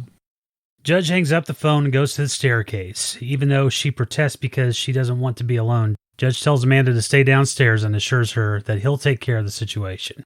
He then proceeds up into the darkness. Slowly, methodically, Ploddingly. Ploddingly. The only thing I can say that I liked about this scene was the lighting situation. It was pretty cool. With every step he took, there was a shadow from one part of the banister. He had to pass through shadows. Right, yeah. That was cool. Brownrigg does lighting well. Got to give him that. Yeah. Or his cinematographer. Yeah. But just as he reaches the top of the staircase, Claude steps out from behind a wall and stabs Judge in the back. He staggers back down the stairs, going down the stairs quicker than he went up them. Yeah. There's that, I guess, and falls at Amanda's feet. She screams, and a cacophony of voices rings either through the house or in her head. Then, inexplicably, she starts to go upstairs, clutching the banister and slowly climbing the steps. Suddenly, Nick has returned, and he's there at the bottom of the stairs. All the voices cease, and he chases up after Amanda as she screams for him to get away from her. So somehow, she thinks Nick is the guy on the phone. Even though he's behind her and the judge came from whatever. Yeah. They go all the way up to the tower lookout room. She slinks around the railing in the middle of the room with an animalistic sneer on her face as Nick tries to find out what the hell is going on. Amanda then opens a door and steps out onto the outside balcony and picks up some sort of blunt object and bursts back inside. She strikes Nick on the neck and shoulders with it 4 or 5 times, sending him over the railing and down to the entryway floor 3 stories below. Or an obvious dummy that they've used in the place of Nick. Yes. It's just so bad. Yeah, it's like it's got his clothes on, but it's terrible. Amanda looks down and sees Nick lying below, but she seems to be in a trance. Maybe she thinks she killed her tormentor, but her look is more animalistic than relieved. She plods very, very slowly down the stairs and goes into the parlor room and plops down in a rocker, and the look on her face tells evidently that she's off her rocker. She sits there staring off into space for a second, and then the phone rings. She gets up slowly, still with the 1,000-yard stare, and walks across the room and answers the phone. Claude whispers, "Shall we continue, Miss Post?"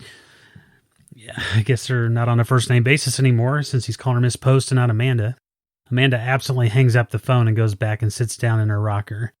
As she starts to rock, she starts with that melodramatic, sometimes howling, "I just lost my marbles" laugh.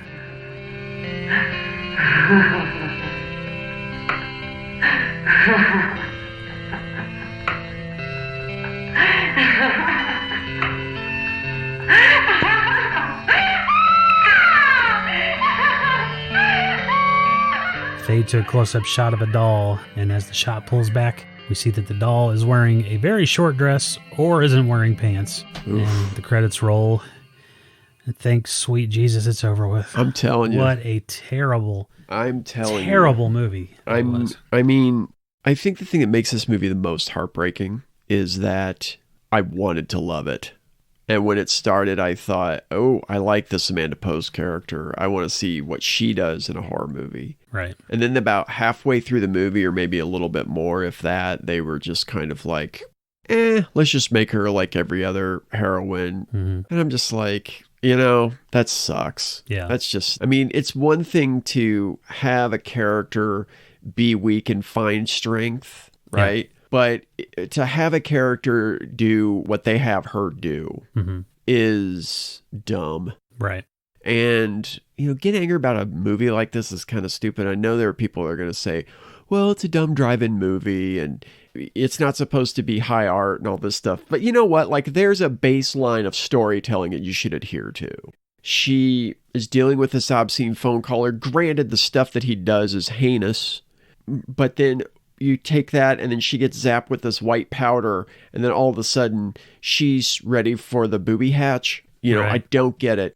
And you know what? To me, there's one thing that would have solved a whole lot of problems in this movie is if we didn't know as the audience who was calling her. Yeah. That's what would have made this movie not feel like I was walking through wet sand to get to the end of it. You know what I mean? Like when we were getting to the end of it, I mean, we were both just getting antsy. Like, yes.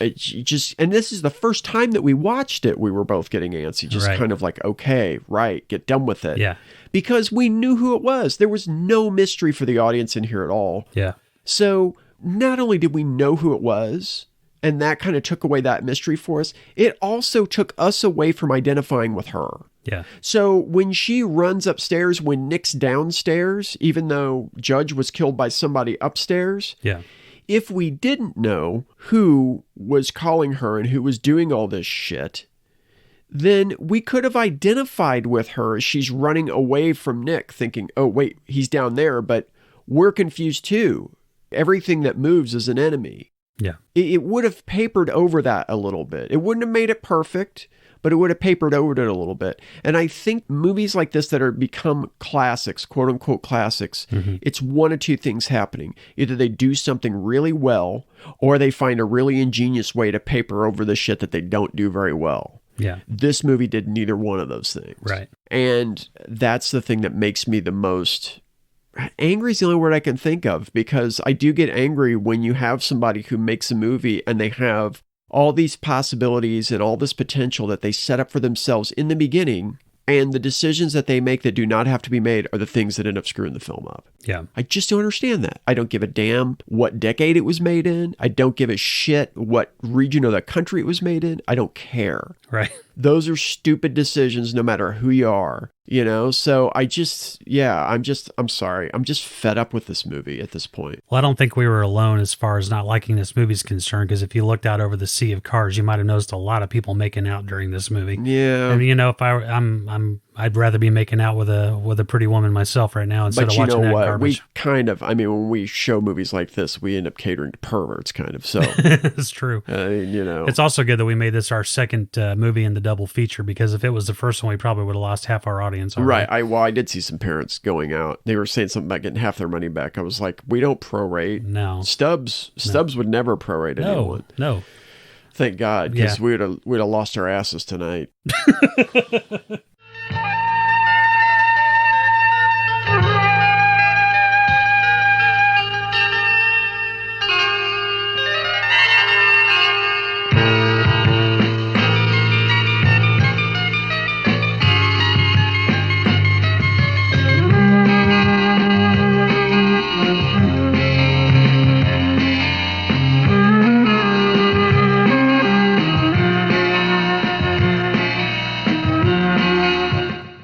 All right, so let's move on to Remaker Rembrandt. You know, earlier while watching this, I thought maybe this would be a good one to remake. But man, after finishing it, I don't know if I want to watch any version of this movie again. It really like soured me on, you know, who's the creepy guy on the other end of the phone movie. I just, it could be remade, I think, and it could be remade much better. I just don't, at this point, I don't know if I want to see it or not. I don't. I don't. No. I was willing to go on the remake journey with you, but I would just be in the sidecar. I was not going to drive the motorcycle at all. I am not interested in seeing this movie again. No. Taking this movie and doing a quote unquote remake of it would be more like, I'm getting this car and I'm completely rebuilding it. Like the only thing that's going to be similar between these two cars is that they have four wheels and an engine. Yeah. Other than that, everything's be remade. You know, right. That character, Amanda Post, they would have to follow through on that. The Amanda Post that started that film would have been the woman who said, "Oh, you're inside the walls. Really? Well, Grandma has a whole lot of stuff, including an axe." And she would have just taken the wall, you know, and like splintered that place. Yeah. If she's played in that house and spent so much time with her grandmother, she would know where the entryways into those walls were, and she would be hunting him through there. That's the interesting version of this movie, and I still don't want to see it remade. You know, I still don't give a damn to see this remade. I'm just not interested. No. Even if we had our boy in it. Mr. Russell? Yeah, I mean... For fun, who would he play? The judge? Oh, wow. Oh, God, that's a good question. I wouldn't want to see him be the creep. No. I mean, he could play that, but he kind of did a version of that in Death Proof. Yeah.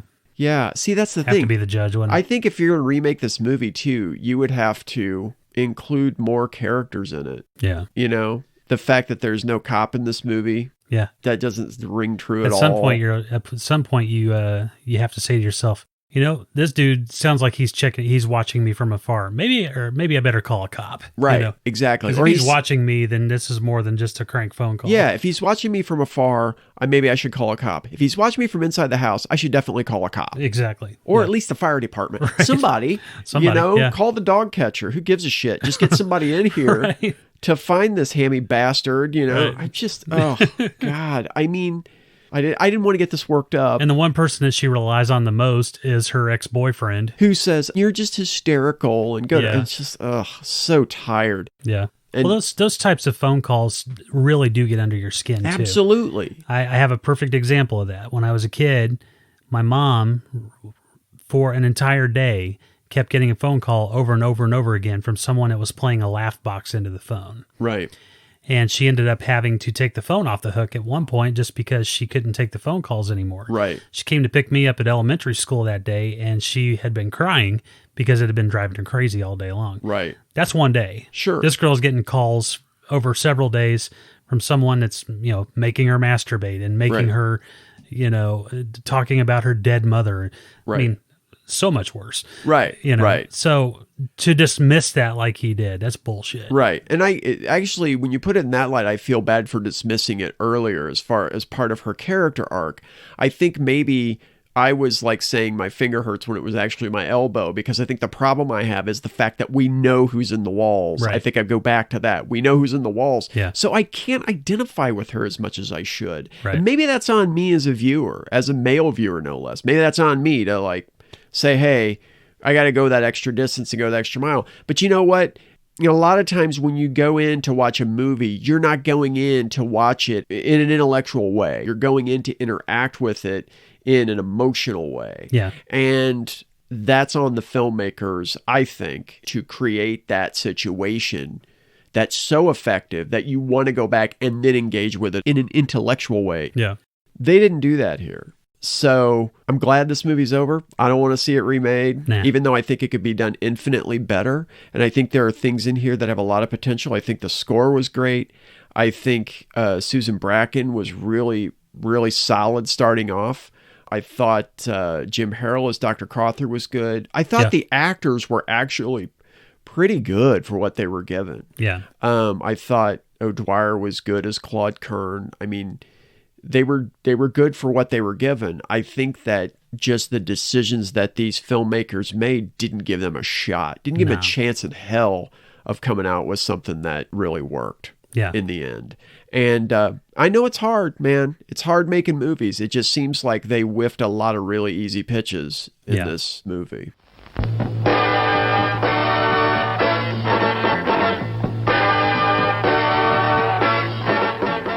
Thank you for joining us at the All Night Drive-In Picture Show. We hope you enjoyed our double feature this evening. You can follow us on social media at the All Night Drive-In Picture Show page on Facebook or at All Night Drive-In on Twitter and Instagram. If you have questions, comments, or movie requests, you can send them to our email address at allnightdriveinpictureshow@gmail.com. Join us next week for another fantastic double feature, and until then, we appreciate your patronage. Don't forget to hang up your speaker, and please drive carefully on your way out.